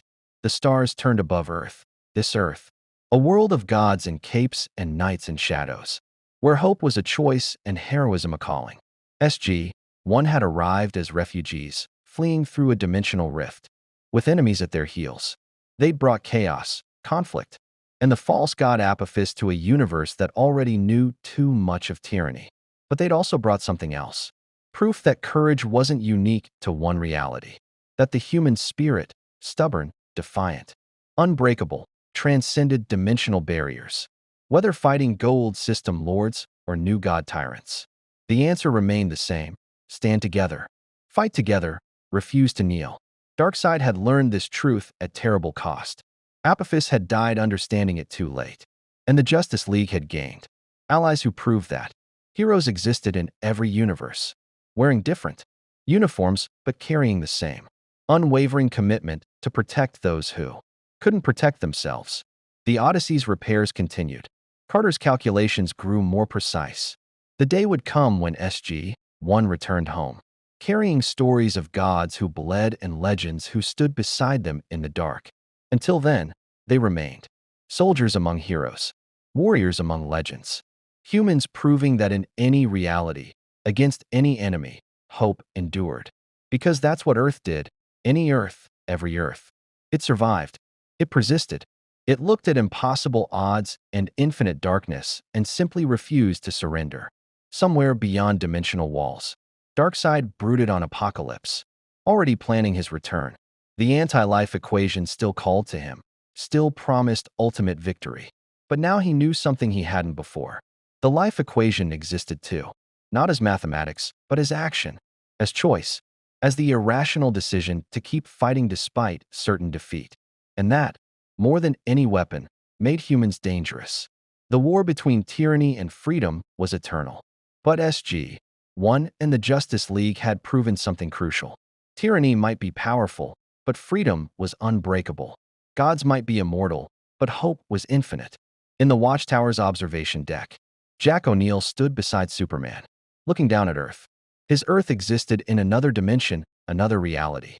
But this one needed protecting too.